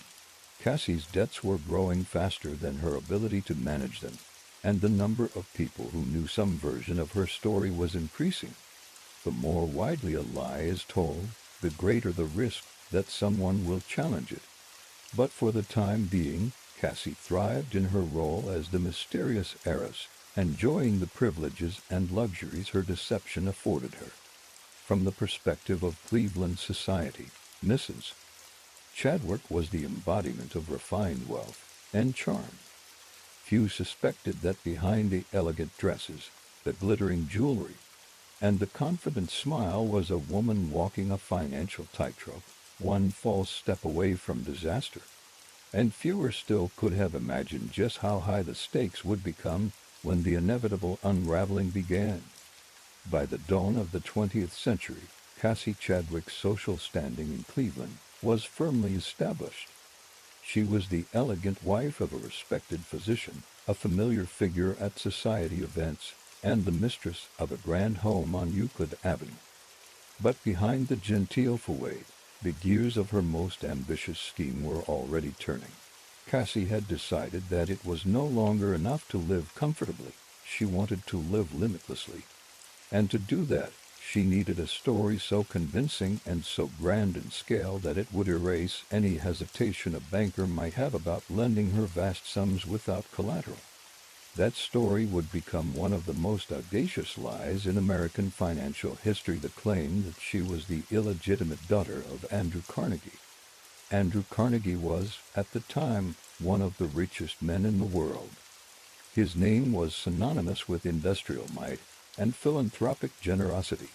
He was known for endowing libraries, funding universities, and contributing to countless public works. Carnegie's fortune was so immense that it was almost beyond comprehension for the average person, and that, Cassie understood, made it the perfect foundation for her con. If she could convincingly link herself to that fortune, the scale of it would make her requests for hundreds of thousands of dollars seem trivial by comparison. The seed of the lie was planted carefully. Cassie never made public declarations or wrote anything that could be easily traced. Instead, she worked in whispers, telling her story only to those she believed could be useful, people with influence in banking or business. She spoke of her father with a tone of reluctant familiarity, as though the relationship was both a privilege and a burden. She explained, in hushed tones, that she was the product of a youthful indiscretion in Carnegie's past, and that while he could not acknowledge her publicly, he had ensured her financial security in private. The brilliance of her approach lay in how she backed the story with visible, if fabricated, evidence. The most famous episode in her scheme took place in New York City, when she convinced a prominent Cleveland lawyer, James Dillon, to accompany her on what appeared to be a discreet visit to Carnegie's Fifth Avenue mansion. Cassie told Dylan that she had to conduct some private business there and asked him to wait in the carriage. She disappeared into the building for a short time, long enough for Dylan to be certain he had seen her enter and exit Carnegie's home, and when she returned, she was carrying a bundle of papers. Inside, she told Dylan, were promissory notes totaling several $1,000,000, signed by Carnegie himself, payable to her upon his death. She even showed him a document purporting to list her inheritance at an astronomical figure, $400 million, an amount so vast it exceeded the GDP of some nations at the time. Dylan, whether out of credulity or excitement at being privy to such a secret, accepted her story without question. He would later play a crucial role in introducing her to bankers who were eager to have a connection to someone of such supposed wealth. Once the Carnegie connection was accepted within certain circles, the rest of the scheme unfolded smoothly. Cassie began approaching banks for substantial loans, presenting herself as a woman with an extraordinary inheritance that was simply tied up in legal restrictions until her benefactor's death. She explained that these loans were mere formalities, bridge financing, as it were, and that repayment was guaranteed many times over once she received her fortune. The sums she requested were large, but always presented as modest compared to the fortune she stood to inherit. Bankers, conditioned to trust the word of their peers and seduced by the prospect of a relationship with Carnegie's daughter, extended her credit readily. In some cases, they didn't even require formal applications. A quiet word from someone like Dylan, combined with Cassie's impeccable presentation, was enough to open their vaults. She borrowed from multiple institutions simultaneously, often using new loans to service the interest on older ones. A delicate financial balancing act that kept her ahead of suspicion for several years. Cassie understood the power of performance. When meeting with bankers, she arrived in luxurious carriages, dressed in the finest gowns, dripping with jewelry that signaled wealth and stability. She spoke confidently but never arrogantly, giving the impression of someone accustomed to privilege yet aware of the need for discretion. She would occasionally lament the constraints placed upon her by her father's wishes, expressing mild frustration that she could not access her funds freely. This era of inconvenience made her requests for loans seem all the more reasonable. After all, what harm could there be in helping a wealthy heiress manage a temporary liquidity problem? Her spending during this period was as extravagant as her lies. She purchased rare jewels, imported furniture, and works of art. She hosted lavish gatherings and traveled frequently, always ensuring that her lifestyle matched the image she projected. The extravagance served a dual purpose. It satisfied her personal appetite for luxury and reinforced her supposed wealth in the eyes of those she sought to impress.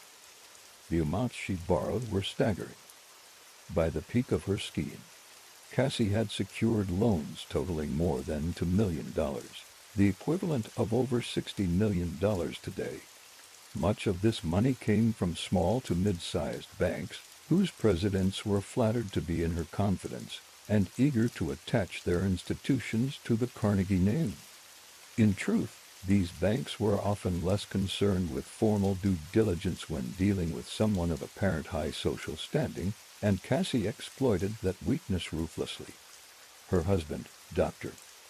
Chadwick, seemed to remain largely unaware of the scale of her borrowing.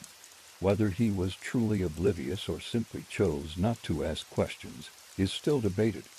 Cassie managed the household's finances with enough independence that she could conceal her activities, and her frequent trips were explained away as visits to secure business arrangements or tend to personal matters related to her inheritance.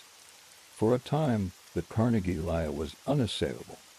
Even those who harbored doubts hesitated to voice them publicly. No one wanted to risk offending a woman who might one day control one of the largest fortunes in the country, nor did they wish to be seen as prying into a matter of delicate family scandal. Cassie thrived in this environment of polite discretion, where her word was often taken at face value simply because of how convincingly she delivered it. But no scheme, no matter how carefully constructed, can run forever without strain. The sheer volume of her borrowing began to draw attention, particularly among banks that were less familiar with her personally. Some began to question why a woman of such immense supposed wealth needed so many loans from so many different institutions. And while her payments were always on time, thanks to the constant inflow of new loans, the underlying structure of her finances was as unstable as a house of cards. For the moment, however, Cassie remained at the height of her powers. She had taken a rumor and transformed it into a passport to virtually unlimited credit. She moved with ease between Cleveland and New York, between society parlors and bank boardrooms, leaving in her wake a trail of impressed acquaintances and unsecured debts. To the outside world, she was the epitome of wealth and refinement. To herself, she was something far more intoxicating and touchable. By the time Cassie Chadwick's scheme reached its peak, she was living in a style that would have been the envy of European aristocracy. Every detail of her daily life was curated to project wealth, confidence, and refinement, the unmistakable aura of someone who belonged in the highest echelons of society. Her home on Cleveland's Millionaires Row was already impressive by the standards of the city's elite, but Cassie took it further, transforming it into a showplace meant to leave visitors in awe. Gilded mirrors reflected the light from elaborate crystal chandeliers. Velvet drapes framed tall windows, and imported rugs softened the marble floors. Each room was furnished with pieces brought in from the finest workshops in Paris and London. Even the smallest objects, from porcelain figurines to silver tea services, carried the weight of luxury. It wasn't only her home that told the story. Cassie herself was always dressed to perfection, favoring gowns made of the richest silks and satins, adorned with lace and embroidery. She wore diamonds in the daytime, something considered daring, even among the wealthy, and draped herself in pearls and gemstones for evening affairs. Jewelry was not merely an accessory to her, it was a statement, a visual confirmation of the fortune she claimed to control. Her hats were custom-made, towering creations of feathers, ribbons, and flowers, each one carefully chosen to complement her outfit and draw the eye the moment she entered a room. Cassie's carriage was another symbol of her cultivated image. She traveled in vehicles upholstered in fine leather, often with liveried footmen who opened the doors for her and helped her alight. These small performances reinforced the idea that she was a woman of immense standing. Even her luggage bore custom monograms and was crafted from the finest materials, ensuring that anyone seeing her arrive at a train station or hotel would immediately recognize her as someone of consequence. Travel was one of Cassie's greatest indulgences, and she used it to maintain her mystique. She made frequent trips to New York City, where she stayed in the most fashionable hotels and shopped at exclusive department stores like Tiffany and Carl and Wanamaker's. In New York, she dined in the finest restaurants and attended the theater in private boxes, always accompanied by companions who helped cement her image as a woman in high demand socially. She also made trips to Europe, where she was photographed on the decks of transatlantic liners, mingling with society figures and dignitaries. Each journey gave her new stories to tell, carefully edited tales that enhanced her legend without revealing the truth of her finances. Her spending habits extended far beyond personal indulgence. Cassie gave lavish gifts to friends and acquaintances, often in the form of expensive jewelry, designer gowns, or even small sums of cash. These gestures were calculated acts of generosity, meant to inspire loyalty and admiration. For the bankers and businessmen in her orbit, the gift served as subtle reminders that she was not only wealthy, but also willing to share her fortune with those who helped her. The recipients rarely questioned the source of her funds. After all, who would doubt the daughter of Andrew Carnegie? Her entertaining was equally extravagant. Cassie hosted elaborate dinners and receptions, where the table settings gleamed with fine china and sterling silver, and the menus featured imported delicacies like French truffles, caviar, and champagne. Guests were served by uniformed staff, and the evenings were often accompanied by live music from hired string quartets. These gatherings were more than social events. They were stages upon which Cassie played her role to perfection. She was the gracious hostess, the elegant conversationalist, and the charming confidant. Her ability to make each guest feel important kept her social circle both wide and devoted. One of the most striking aspects of Cassie's life during this period was the sheer confidence with which she moved through every interaction. She did not behave like someone living on borrowed money. She behaved like someone who owned the bank itself. When she visited financial institutions to secure new loans or extend existing ones, she arrived in a manner befitting royalty. Her carriages would pull up to the front steps, and she would sweep inside in a swirl of silk and perfume, offering warm smiles and firm handshakes to the bank presidents and clerks alike. Her demeanor made it nearly impossible for these men to imagine that she was anything other than exactly what she claimed to be. The scale of her spending was staggering. By some estimates, Cassie was burning through the equivalent of hundreds of thousands of dollars a month in today's currency. She acquired properties, invested in decorative renovations, and indulged in impulse purchases of rare jewels and art. In one notable instance, she is said to have purchased a necklace worth a small fortune without so much as glancing at the price tag, a display of casual wealth that left the jeweler speechless. This was precisely the effect Cassie wanted, to leave people talking about her, admiring her, and above all, believing in her. Yet even as she lived in this whirlwind of luxury, Cassie was careful to maintain the narrative of her impending inheritance. She framed her borrowing as temporary, her debts as minor inconveniences that would soon be erased by a vast fortune. When questioned about repayment, she spoke of legal delays, of complicated estate matters, and of her father's desire for discretion. These explanations, delivered with calm assurance, were rarely challenged outright. No one wanted to risk insulting her or jeopardizing a future relationship with her supposed fortune. Still, the demands of maintaining such an elaborate foyer were immense. The constant need for funds meant that Cassie had to keep expanding her network of lenders. Each new loan bought her time, but it also increased the complexity of her obligations. It was a delicate balancing act, and one that required her to be in near constant motion, attending social events, traveling to meet potential backers, and ensuring that her image never wavered. For a time, it worked perfectly. Cassie seemed untouchable, her legend growing with each new story whispered in drawing rooms and bank offices. She was the woman who had everything, who knew everyone, and who, in the eyes of many, had been destined for greatness from birth. But beneath the glittering surface, the strain was beginning to show. The sheer volume of her debts and the breadth of her deception meant that any serious investigation could bring the entire edifice crashing down.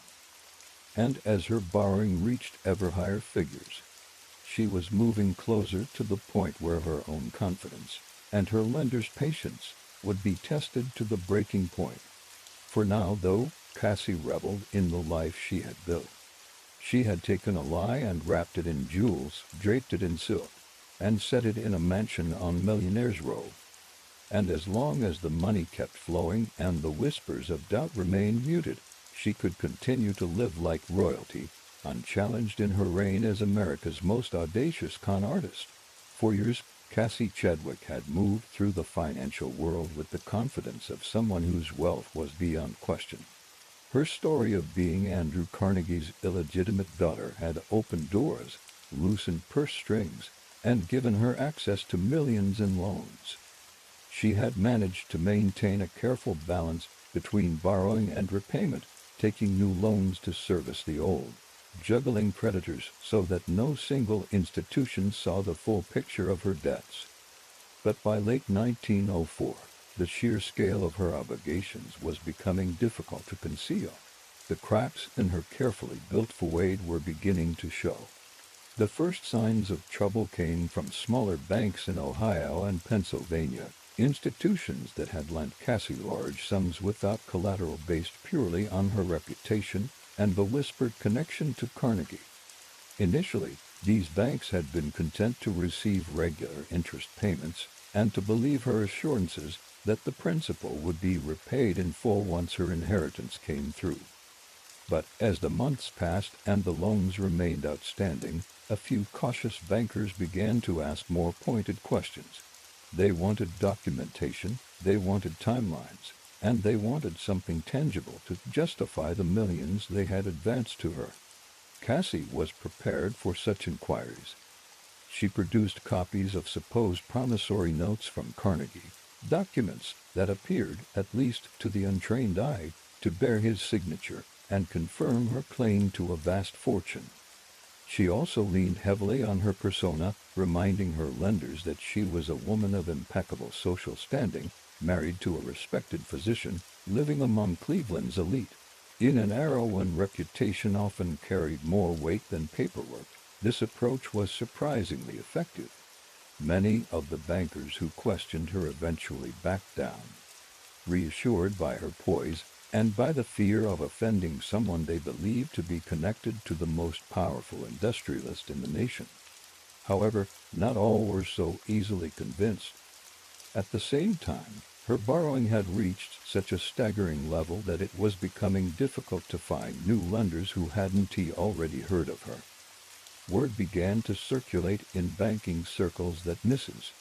Chadwick was carrying a surprising amount of debt for someone of such supposed means.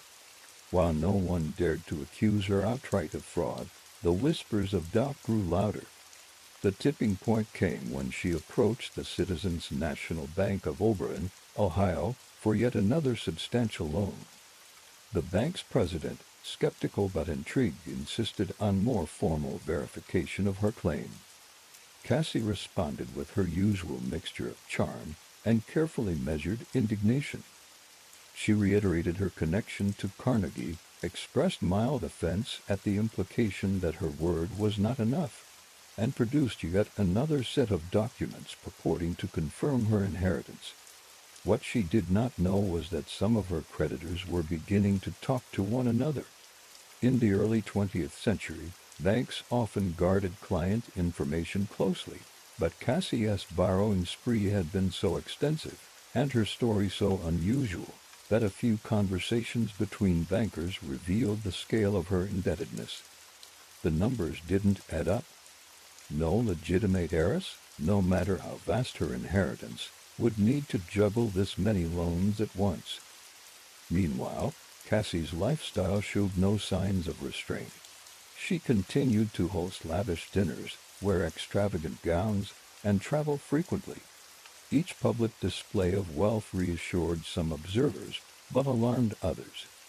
Those who had lent her money began to wonder why, if she was so close to receiving her inheritance, she wasn't paying down her debts. The logic that had once seemed airtight, that she was simply bridging a temporary gap until the Carnegie fortune became hers, was starting to falter under the weight of overdue accounts and growing interest. The real danger came when one particularly cautious banker decided to take the unprecedented step of contacting Andrew Carnegie directly. It was a bold move, one that risked embarrassing a potential high-value client if her story proved true. But the banker's doubts had reached a point where silence was no longer an option. The inquiry that reached Carnegie's office was polite, couched in the language of routine verification, but its implication was clear. Did he or did he not have an illegitimate daughter named Cassie Chadwick? Carnegie's response was swift and unequivocal. He had never met this woman. She was not his daughter. He had no knowledge of her and had certainly never promised her any money. For the banker who received this answer, the revelation was explosive. and it marked the beginning of the end for Cassie's empire of lies. Once Carnegie's denial was known, it was only a matter of time before it began to spread. The same network of bankers and businessmen who had once traded whispers of her supposed inheritance now began to share a very different story. The woman they had believed to be a hidden heiress was, in fact, a fraud. The documents she had shown them were worthless. The millions they had lent her had no guarantee of repayment. Cassie, however, did not collapse under the pressure, at least not immediately. True to her nature, she doubled down. She insisted that Carnegie's denial was a matter of preserving his public image, that of course he could not acknowledge her openly without inviting scandal. She hinted darkly that legal arrangements prevented him from speaking the truth, and that her lenders should remain patient until the inheritance came through. It was a desperate gambit, but for a few weeks, it bought her time. Still, the walls were closing in. Creditors began to file formal complaints. Lawsuits were threatened. Reporters caught wind of the unfolding scandal and started digging into her past. For the first time, her name appeared in the press, not in society columns, but in articles questioning the legitimacy of her fortune. The public, fascinated by the mix of wealth, deception, and high society, devoured every new detail. By late 1904, the situation had reached a breaking point. A formal investigation into her finances revealed debts totaling over $2 million, an astronomical sum for the time. Worse, the investigation found no evidence of legitimate income or assets sufficient to cover even a fraction of that amount. Her claim to be Andrew Carnegie's daughter, once accepted without question in certain circles, was now widely regarded as a fabrication. For Cassie, the unraveling of her lie was as swift as its construction had been patient. In a matter of months, she went from being courted by bankers to being pursued by law enforcement. The same people who had once opened their vaults for her now closed their doors, and the invitations to society functions that had once arrived weekly were suddenly absent.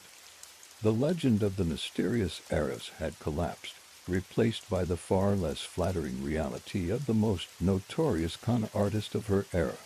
By December 1904, the illusion Cassie Chadwick had so carefully crafted was collapsing faster than she could patch the holes. Andrew Carnegie's unequivocal denial of her claim to be his illegitimate daughter had stripped her of the protective mystique she had enjoyed for years. Banks that once welcomed her into their offices with deference now viewed her with suspicion. Creditors were no longer content with polite assurances. They wanted payment, and they wanted it immediately. The numbers were impossible to ignore. She owed over $2 million, a staggering sum at the time, and had no legitimate assets to cover it. The arrest itself was as public as her social life had once been. On the evening of December 7, 1904, New York City police officers arrived at the Holland House Hotel, one of the city's most fashionable establishments, where Cassie was staying.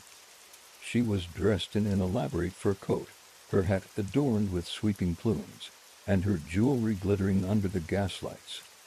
Witnesses described how she maintained an air of composure, greeting the officers politely as they informed her she was under arrest for fraud. There was no dramatic struggle, no shouted protest. Instead, she simply nodded, as though she had been expecting this moment all along. Her calm demeanor did not falter as she was escorted into the waiting carriage and taken to the Tombs prison. Reporters, tipped off to the arrest, had gathered outside the hotel and along the route, shouting questions and scribbling notes. Some even claimed she smiled faintly at the spectacle, as if she were still in control of the narrative. Inside the prison, her personal effects were catalogued: fine jewelry, silk gloves, a gold-handled umbrella, each item a small testament to the wealth she had pretended to possess. News of her arrest spread rapidly, dominating front pages across the country. Headlines alternated between outrage and fascination. woman who fooled Wall Street, and the Queen of Con captured became common refrains. The public was enthralled by the idea that one woman, armed with nothing more than confidence and a fabricated pedigree, had managed to swindle some of the most powerful men in finance. The fact that her supposed father was one of the most recognizable names in America only heightened the intrigue. The trial that followed was one of the most sensational of the decade. Proceedings began in early 1905 in Cleveland, drawing reporters and curious spectators from across the nation. The courtroom was packed daily, with people eager to see the woman who had lived for years as if she had a bottomless fortune. The prosecution's case was straightforward but devastating. Cassie Chadwick had obtained millions in loans by falsely claiming to be Andrew Carnegie's daughter and by producing forged documents to support the claim. They called witnesses from multiple banks, each of whom recounted the loans they had extended to her without collateral. Andrew Carnegie himself was not called to testify in person, but his written statements were read aloud in court. In them, he flatly denied knowing Cassie and dismissed the idea that she was his daughter as absurd. He also expressed disbelief that so many experienced bankers had been taken in by such an obvious fabrication. His words were damning, removing any lingering doubt that Cassie's story had been a lie from the beginning. The prosecution also presented the infamous promissory notes Cassie had shown to James Dillon and others. Expert witnesses testified that the documents were crude forgeries, bearing signatures that did not match Carnegie's and containing inconsistencies in language and format that would never have appeared in genuine legal instruments. One handwriting analyst pointed out that the forged signatures bore telltale signs of being traced. The defense, for its part, faced an uphill battle. Their strategy was to cast doubt on the prosecution's portrayal of Cassie as a deliberate fraudster. They argued that she had indeed received money from Carnegie in the past, though under circumstances too delicate to discuss openly, and that her actions were merely those of someone managing an unconventional financial arrangement. They suggested that the banks had willingly given her money without performing due diligence, driven by their own greed and desire to be connected to the Carnegie fortune. Cassie herself took the stand, delivering testimony that was as composed as it was evasive. She spoke in measured tones, avoiding direct answers when possible, and framing her actions as misunderstandings rather than deliberate deceit. To some observers, her poise was impressive; to others, it was infuriating. She showed no visible remorse, no acknowledgement of wrongdoing, and no sign that the enormity of her situation had humbled her. The trial lasted several weeks, each day bringing new revelations about the scale of her borrowing and the ease with which she had charmed her way into millions. Reporters described her as queenly in her bearing, noting that she dressed impeccably for each appearance, as if determined to maintain her image to the very end. Her husband, Dr. Chadwick, attended some of the proceedings, sitting quietly and avoiding the press. Whether he had truly been ignorant of her schemes remained a matter of speculation. In the end, the jury took little time to reach its verdict. Cassie Chadwick was found guilty on multiple counts of conspiracy to defraud banks. The judge, clearly unimpressed by her lack of contrition, sentenced her to 14 years in the Ohio State Penitentiary. The sentence was severe for the time, especially for a woman, but the court made it clear that her crimes were of an unprecedented scale and had caused significant financial harm. Cassie's arrival at the penitentiary marked a dramatic fall from grace. Gone were the furs, jewels, and silks. In their place was the coarse uniform of a prisoner. Yet even behind bars, she maintained an air of dignity, carrying herself as if she were still the society hostess of Millionaires' Row. Guards reported that she was polite but reserved, rarely speaking of her case and never admitting guilt. Some inmates admired her composure, Others resented the attention she continued to receive from the press. Her health began to decline during her imprisonment. The stresses of confinement, combined with a history of heart trouble, took their toll. In October 1907, just 2 years into her sentence, she died in the prison hospital at the age of 50. The official cause of death was listed as heart disease. Her passing was noted in newspapers across the country, often accompanied by summaries of her spectacular rise and fall. In death, as in life, Cassie remained a figure of fascination. To some, she was a cautionary tale about the dangers of unchecked ambition and the gullibility of those dazzled by wealth. To others, she was a darkly compelling character, a woman who had dared to play a man's game in a man's world, and had nearly pulled it off. Her story became part of the lore of early 20th century America, retold in articles, books, and lectures as an example of both audacity and deception. Even Andrew Carnegie, in later interviews, admitted a grudging respect for her nerve, though he was quick to remind journalists that she had never been anything more to him than a stranger. She deceived them all, he reportedly said, but she never deceived me.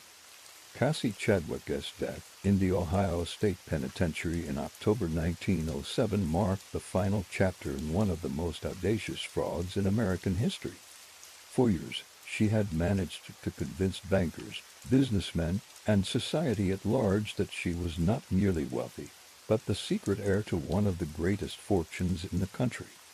She had done so without a single verifiable document that could withstand scrutiny, relying instead on a blend of forged papers, calculated charm, and the social dynamics of the early 20th century, where a well-dressed, well-spoken woman from the right circles was rarely questioned.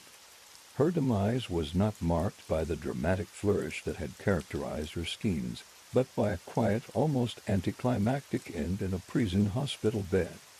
When the news of her death reached the public, reactions were mixed. Some viewed it as a fitting conclusion, justice had been served, and the woman who had manipulated so many had finally paid the ultimate price.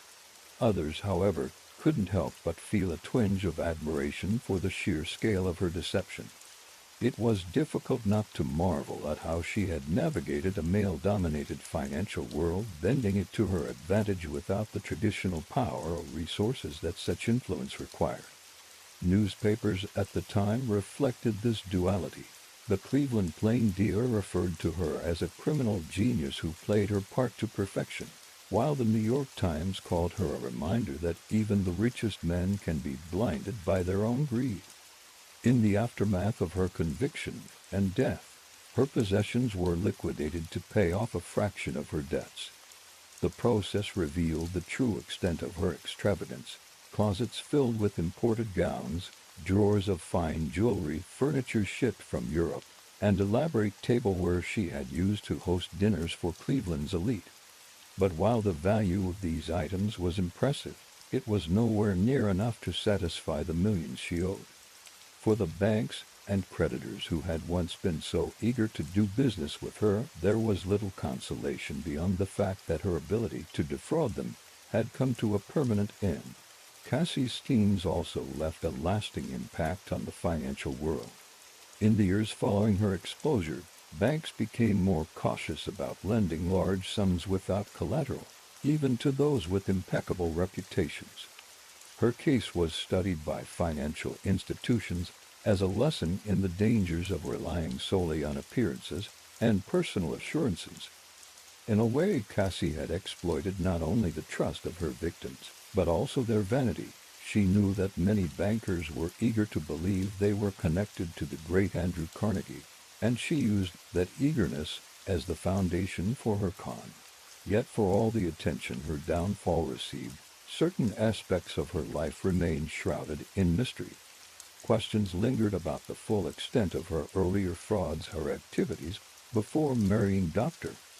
Chadwick, and whether she had hidden assets that were never recovered. Some speculated that she might have stashed money overseas, though no evidence of such a fund was ever found. Others wondered whether Dr. Chadwick had truly been unaware of her activities or had chosen to look the other way. In public, he maintained his innocence, but the shadow of her crimes followed him long after her death. Over time, Cassie Chadwick's name faded from the front pages, but she never disappeared entirely from public memory. In Cleveland, her story became a cautionary tale told in hushed tones at social gatherings, a reminder that wealth and respectability could be as much a performance as reality. Historians of crime placed her alongside other infamous con artists of the era, noting that few, if any, had managed to operate on such a grand scale for so long without detection. Even in the 21st century, her story resurfaces periodically in books, documentaries, and articles about historic frauds, each retelling rekindling the mix of disbelief and fascination she inspired. In the broader context of American crime, Cassie's case stood out not for violence or brutality, but for audacity and psychological manipulation. She had weaponized trust, turning it into both her shield and her sword. She understood human nature well enough to craft a lie so tempting that people wanted to believe it, and once they did, they defended it against all reason. Her genius, if it could be called that, was in recognizing that the most effective con is the one the victim never wants to admit has happened. Standing back from her life, it's easy to see the arc of a performance, the carefully chosen wardrobe, the calculated pauses in conversation, the hints of secrets too delicate to share openly. She played her role so convincingly that even when cracks appeared, many of her victims clung to the belief that the Carnegie connection was real, because admitting otherwise meant admitting they had been fooled. That was perhaps her greatest triumph, and the reason her downfall felt, to some, almost theatrical. And yet, her end was not theatrical at all. It was slow, inevitable, and far from the glittering drawing rooms where she had once held court. In the quiet of a prison infirmary, there were no bankers to impress, no journalists to charm, no stage to perform upon.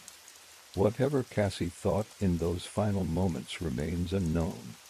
Perhaps she maintained her belief that she had been wronged, or perhaps, in the privacy of her own mind, she finally acknowledged the scope of her deception.